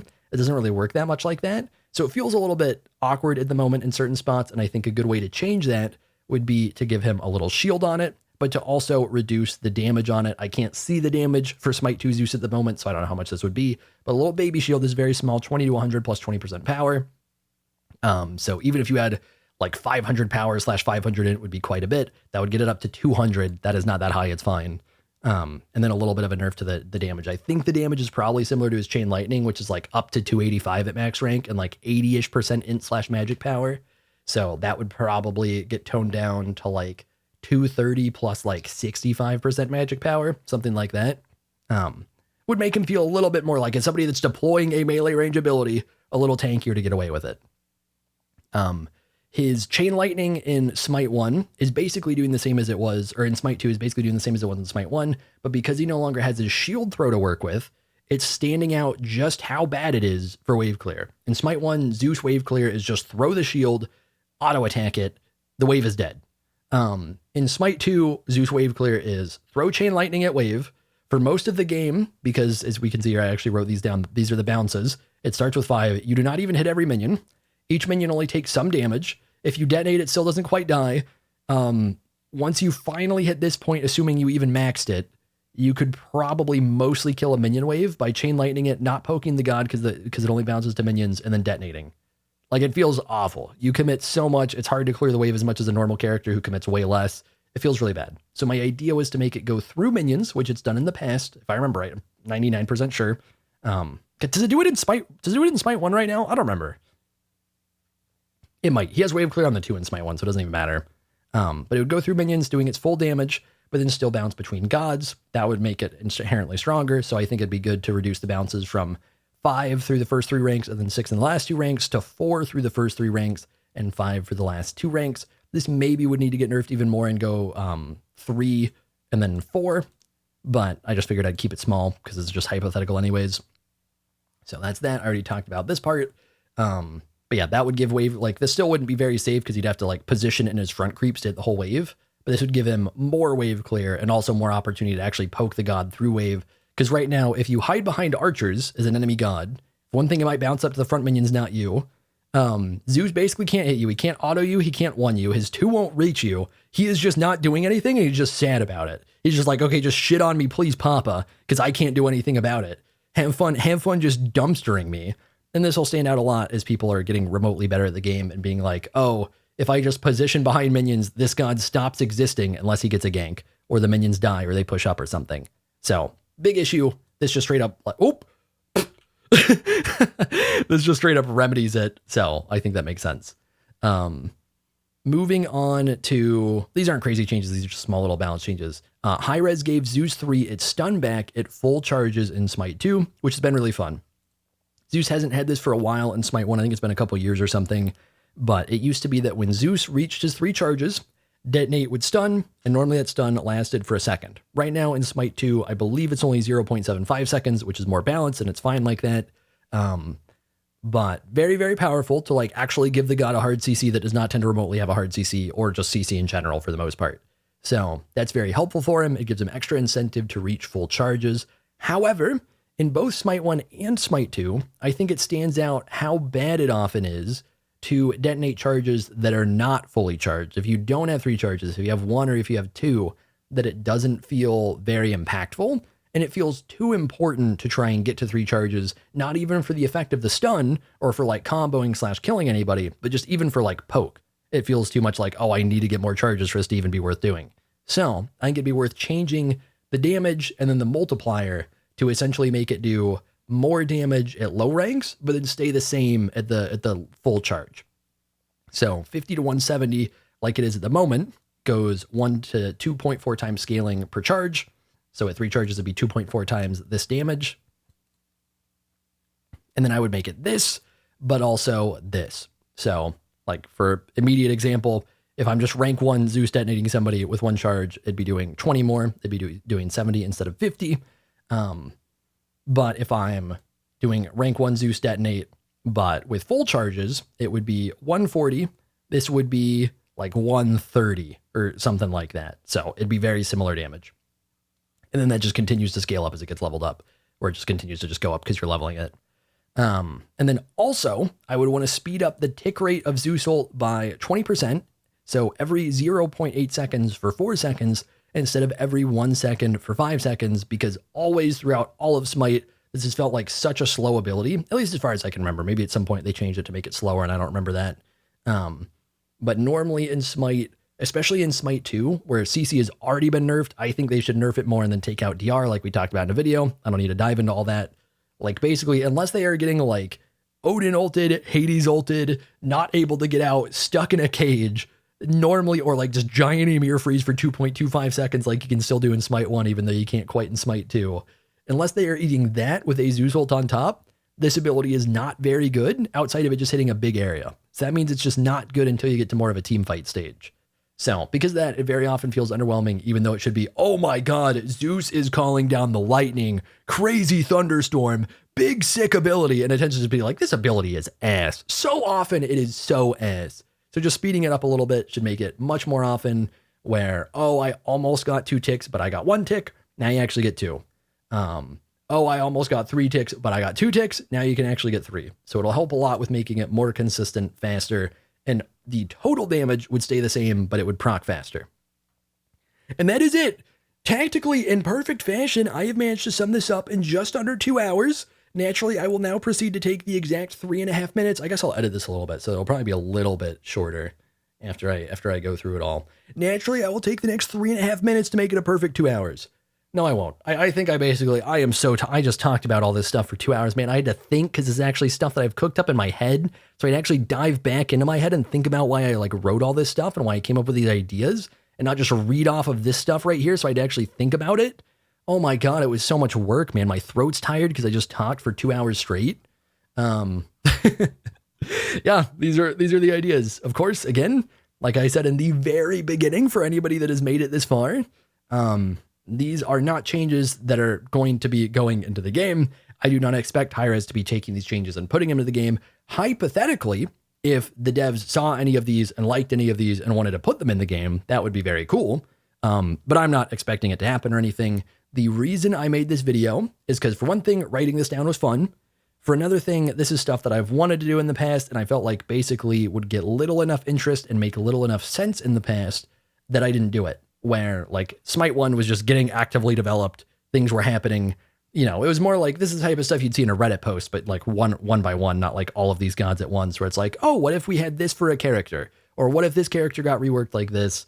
With Smite 2 coming, I feel like there's so much more freedom to throw these ideas out there. And I'm a content creator. I can do that shit. I could just be like, what's up? Who wants to check this out? It's pretty cool, huh? So I can just do that. So with Smite 2 on the way, I have been very inspired to think more about the game, think about what I would like to see, and just think about the game in general, whether it's stuff that I think would work its way in or not, just because I like it, because it's, you know, it's like my favorite game of all time, and I think it's fun to think about stuff like that. And yeah, I don't know. And then also like the, you know, the actual overarching thing was also, I was saying this, Fine OK has said this, I'm sure a lot of other people have said this, I don't remember exactly who, so I'm not going to specify anybody else. But a lot of people have been like, it would be cool to see at least small reworks in Smite 2 to make each character more fun, more interesting, and feel different. Of course, have purpose behind it, not just do it to do it. And so I figured I'd put my money where my mouth is and just actually do this. I don't know how long it took. I feel like, honestly, I think the amount of time recording this and then editing this after will not be that much longer than the time to actually write all this stuff down. I think realistically, I spent like 1 to 2 hours a day for a week. Hypothetically, if I went real crazy, I could have cooked so hard. I think I already cooked crazy hard, considering how much time I actually put into this. Imagine like 5 hours a day for a month. I'd be making Smite 10, baby. But anyways, yeah, I think that does it for the video. I'm gonna go stop the video and shut up so I can rest my voice. But thank you guys for watching. Hopefully you all enjoyed the video. Feel free to chime in with your thoughts. Please do not be annoying and petty and critiquing little things as if it matters so much and as if it's making its way into the game.